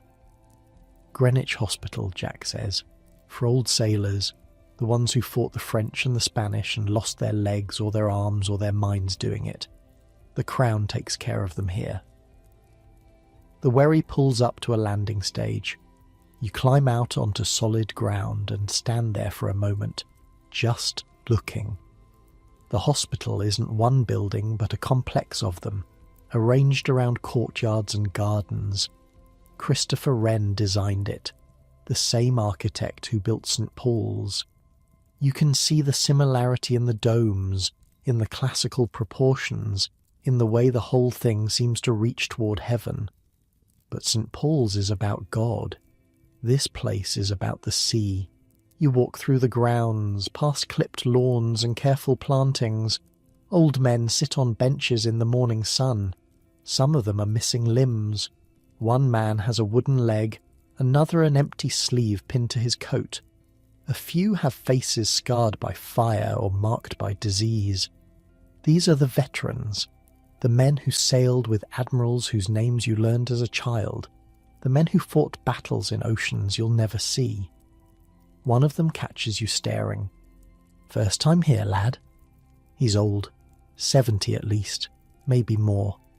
His face is weathered like ship timber, and he's got a patch over one eye. The other eye is bright blue and sharp with intelligence. Yes, sir, I'm an apprentice, from Cheapside. Cheapside. He says it like it's a foreign country. Ribbons and buttons, I'd wager. Something soft. Haberdashery, sir, he laughs. It's a good laugh, rough but warm.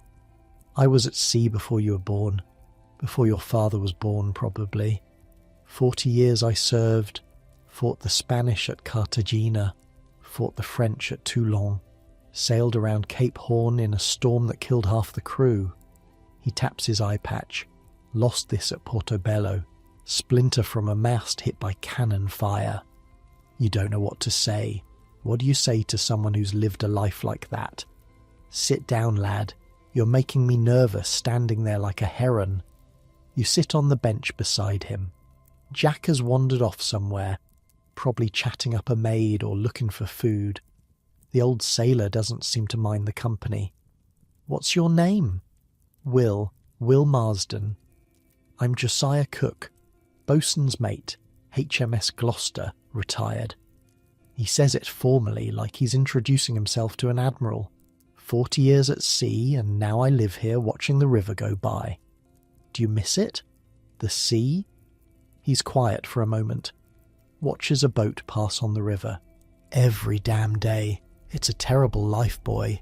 Bad food, worse conditions, captains who'll flog you for looking at them wrong.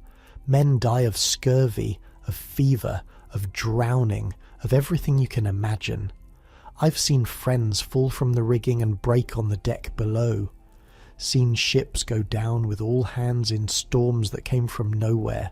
He pauses, takes a breath. And I'd go back tomorrow if they'd have me. There's nothing like it. The open ocean, the stars at night when you're 1,000 miles from land, the feeling when you sight home after months away. He shakes his head. You can't explain it to someone who hasn't lived it. The sea gets in your blood. You think about your own life. The shop on Cheapside, the ribbons and buttons and lace. It's a good life, or it will be. Safe, predictable. You'll never lose an eye to a cannon splinter or die of scurvy in some distant ocean, but you'll also never see the things Josiah Cook has seen. The hospital treats you well, you ask? Better than I deserve. 3 meals a day, a warm bed, a doctor when I need one, which is more and more often these days. He gestures at the grand buildings around them. All this, just for old sailors like me. The Crown takes care of its own. Eventually. There's something in his voice when he says, eventually. A bitterness, maybe, or just the weariness of a man who's seen too much. It wasn't always like this, he says. When I was young, old sailors just died in the street, begging for coins, sleeping under bridges. The hospital only opened about 50 years ago. Before that, we were on our own. You think about the beggars on Cheapside, the ones missing arms or legs. You never asked how they lost them. Maybe some of them were sailors too. Go up the hill, Josiah says, pointing toward the parkland behind the hospital. There's a tree at the top. One Tree Hill, they call it. Best view in England, they say, and for once they're right. You thank him and stand up to leave. On impulse, you reach into your pocket and find the 3p you were saving for the return fare. Here, you say, pressing the coins into his hand, for your service. He looks at the money, looks at you. For a moment, you think he might be offended. Then he smiles. It's a different smile than before, softer. You're a good lad, Will Marsden. Don't let the city grind that out of you. You find Jack near the river, eating a meat pie he bought from God knows where, and together you walk up the hill. The park rises steeply from the hospital grounds. The grass is green and well kept, the trees carefully maintained. This is royal land. Queens have walked these paths. Kings have hunted deer here. The view from the top is considered so valuable that they've made sure nothing obstructs it. And when you reach the summit, you understand why. London spreads out below you like a map come to life. The river curves through the heart of it, silver in the morning light. You can see the dome of St. Paul's rising above everything else, the tower squatting by the river, the jumbled rooftops of the city, smoke rising from 1,000 chimneys. The ships in the pool, so many of them they look like a forest of masts. And beyond all of it, in the haze of distance, the hills of Hampstead and Highgate, marking the northern edge of the world you've come to know. Told you, Jack says through a mouthful of pie. Best view in England. You stand there for a long time. The wind is stronger up here, carrying the smell of the sea. Below you, the elegant Queen's house sits nestled between the grand colonnades of the hospital. Boats move on the river. Birds wheel overhead. The whole world seems to be spread out for your inspection. This is what Britain looks like from above. The centre of an empire that reaches around the globe. Ships leave from these waters and don't return for years. They come back carrying sugar and tobacco and tea and silk. They carry slaves from Africa and gold from South America and spices from islands whose names you can't pronounce. All of it flows through London. All of it passes beneath your feet. You're such a small part of this. An apprentice haberdasher from Essex, 17 years old, knowing almost nothing about the world. The merchants at the Royal Exchange would step on you without noticing. The lords in their sedan chairs would look right through you. In the great machinery of empire, you're barely a cog. But you're here. You're part of it. Every ribbon you sell, every button, every packet of pins, it's a tiny piece of the same system that built the hospital below and filled the river with ships. Maybe that means something. The sun climbs higher. The morning service will be ending soon. Master Whitley will be walking home from St. Mary le Bow, and if he finds out you skipped church, there'll be trouble. But for now, for this moment, you're standing on top of the world. We should head back, Jack says, in a minute. You take one more look.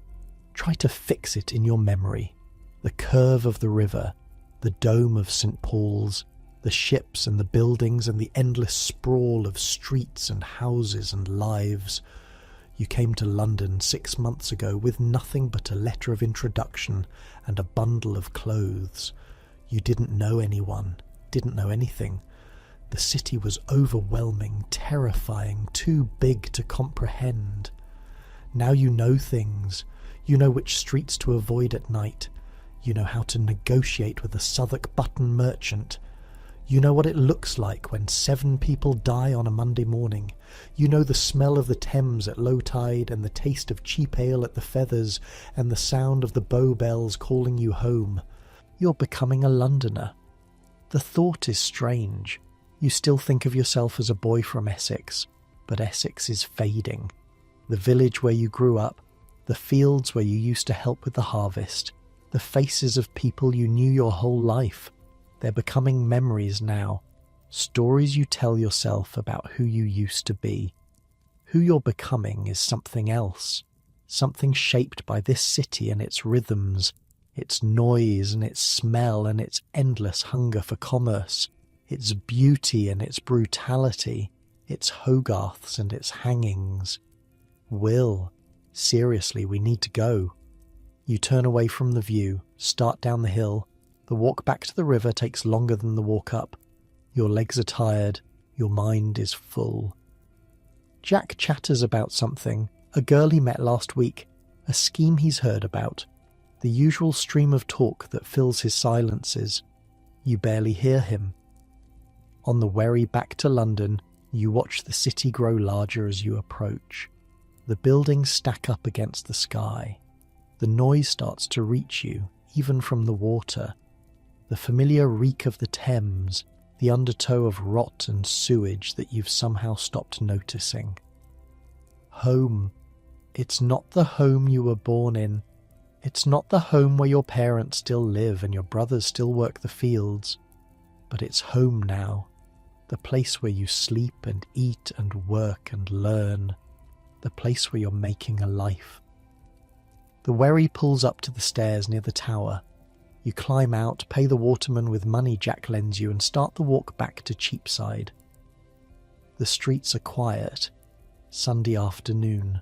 Most of the shops are shuttered. People are in their homes, resting before the week begins again. Tomorrow is Monday.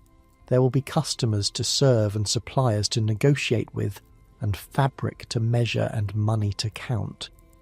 The endless rhythm of trade that keeps the city alive. But that's tomorrow. Right now, you're walking through the quietest London gets. The church bells are ringing somewhere, marking the hours. The light is golden, late afternoon. the sun starting its descent toward the rooftops. You pass a beggar on a corner, an old man missing one arm. You think about Josiah Cook in his comfortable bed at Greenwich Hospital, and you think about this man sleeping on the street, and you wonder what the difference is between them. Luck, maybe, or connections, or just the random chance of being in the right place at the right time. You give him a halfpenny. It's almost the last of your money. He looks at you with eyes that have seen too much. God bless you, young master. You keep walking. The shop is ahead. The shuttered windows, the familiar sign, the door that leads to the life you've chosen. Master Whitley will be home by now. Supper will be cooking. The evening will pass in the usual routine of chores and conversation and the slow settling into sleep. And then tomorrow, and then the day after that, and all the days that follow, stretching out ahead of you like the view from One Tree Hill, too vast to comprehend, too full of possibility to ignore. You push open the door and step inside. After Greenwich, something shifts, not dramatically, not in any way you could point to and say, there, that's when it changed. But something is different now. The city feels less like a monster trying to swallow you, and more like a place where you might actually belong. The weeks turn into months. The months start to blur together. You learn the rhythms of the shop so deeply that they become part of you.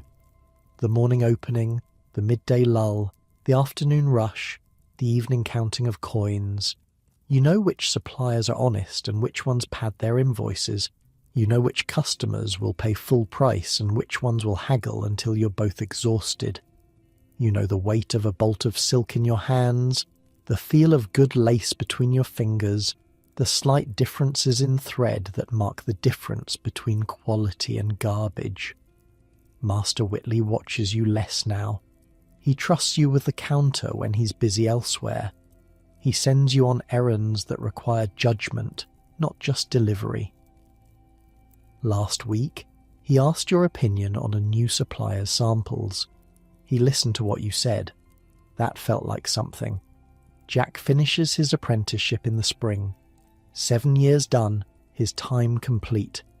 He's a journeyman now, free to work for wages, free to move between shops, free in ways you won't be for another 5.5 years.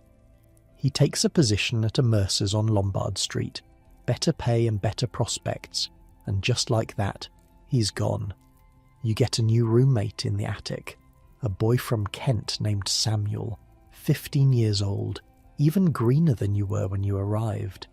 He jumps at every noise, gets lost on every errand, looks at the city like it might swallow him whole. You remember feeling like that. It wasn't so long ago. It gets easier, you tell him one night, when he's lying awake in the dark, too overwhelmed to sleep. Give it 6 months. You'll know the streets. You'll know the people. It starts to feel like home. He doesn't believe you. You can hear it in his silence. But he will. Eventually. The seasons change. Summer brings heat and stench. The Thames reeking so badly that even the watermen complain. The whole city seems to simmer. Tempers fraying, people moving slower through streets that feel like ovens. You learn to work in the early mornings and late evenings when the heat is bearable, and to rest during the brutal afternoons. Autumn brings rain and mud, the streets turning to rivers of filth that soak through your shoes and splash up onto your stockings.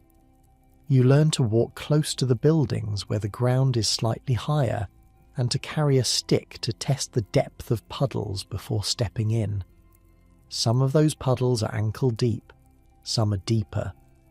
Winter brings cold so deep that the water in your washing basin freezes overnight, and you have to break the ice with your fist just to wash your face. The shop is frigid in the mornings until the fire catches. Your fingers grow stiff and clumsy, fumbling with buttons and needles. You learn to keep a small brazier near the counter, feeding it coal throughout the day, just to keep your hands working. But winter also brings the frost fairs. When the Thames freezes solid, which it does some years, the whole city pours onto the ice. Vendors set up stalls, people roast oxen over open fires. There's music and dancing and the strange joy of walking across a river that usually flows beneath you. You spend a Sunday on the ice with Samuel, teaching him to slide on his boots the way Jack taught you, both of you falling and laughing and falling again. And then spring. The ice melts, the mud dries, the first green shoots appear in the window boxes of the houses nearby. The air smells almost clean for a few days before the summer stench returns. Your first full year in London complete. Master Whitley marks the occasion with a small gift. A pair of gloves, good quality, made from leather soft as butter.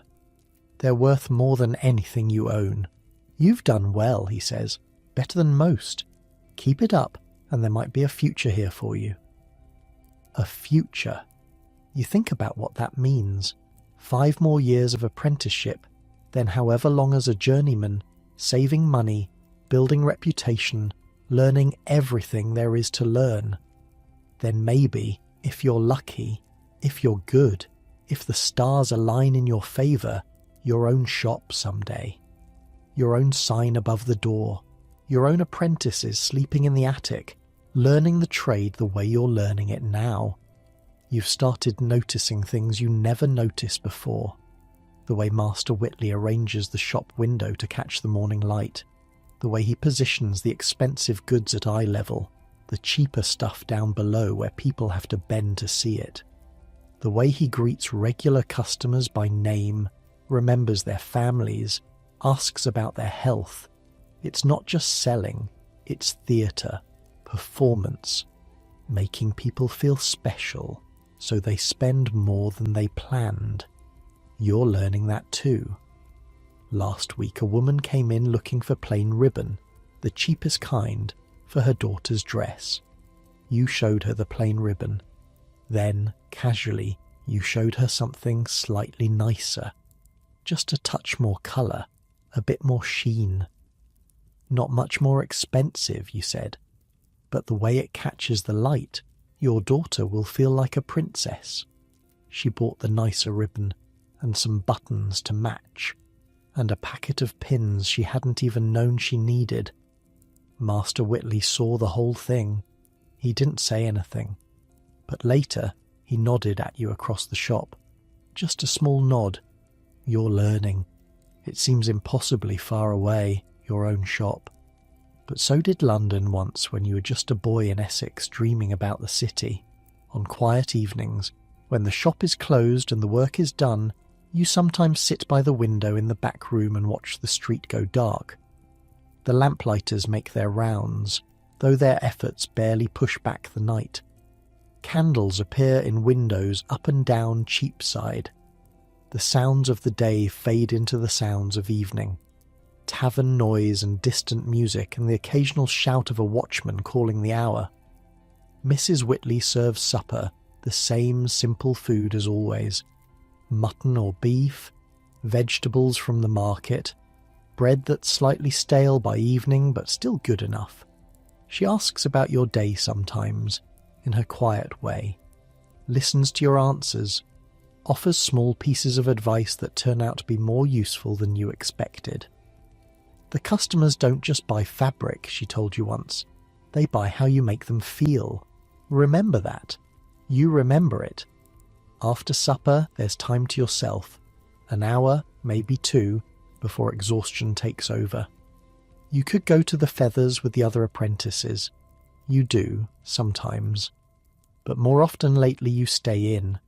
Read a little when you can borrow a book. Think about the day. Plan for tomorrow. London never fully sleeps. There's always something moving, someone stirring, some business being conducted in the shadows, but it gets quieter.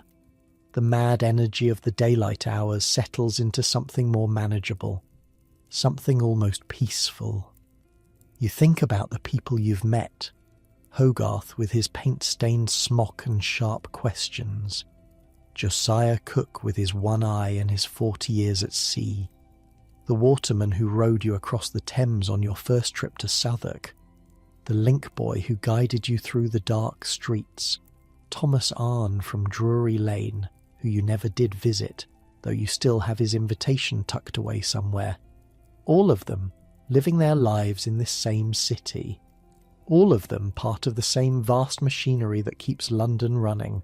You think about the things you've seen, the Royal Exchange with its merchants making fortunes, the gin shops with their desperate souls drinking themselves to death, the execution at Tyburn, the bodies swinging, the crowd counting seconds, the view from One Tree Hill, the whole world spread out below you like a promise.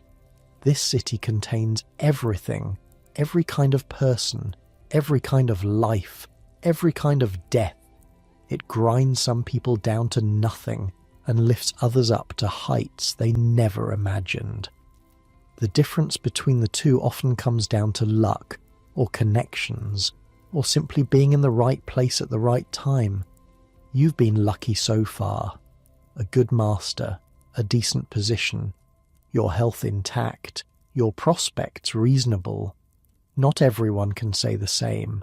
Tomorrow there will be more customers, more ribbons to measure, more buttons to count, more negotiations to win or lose, the endless dance of commerce that keeps the city alive.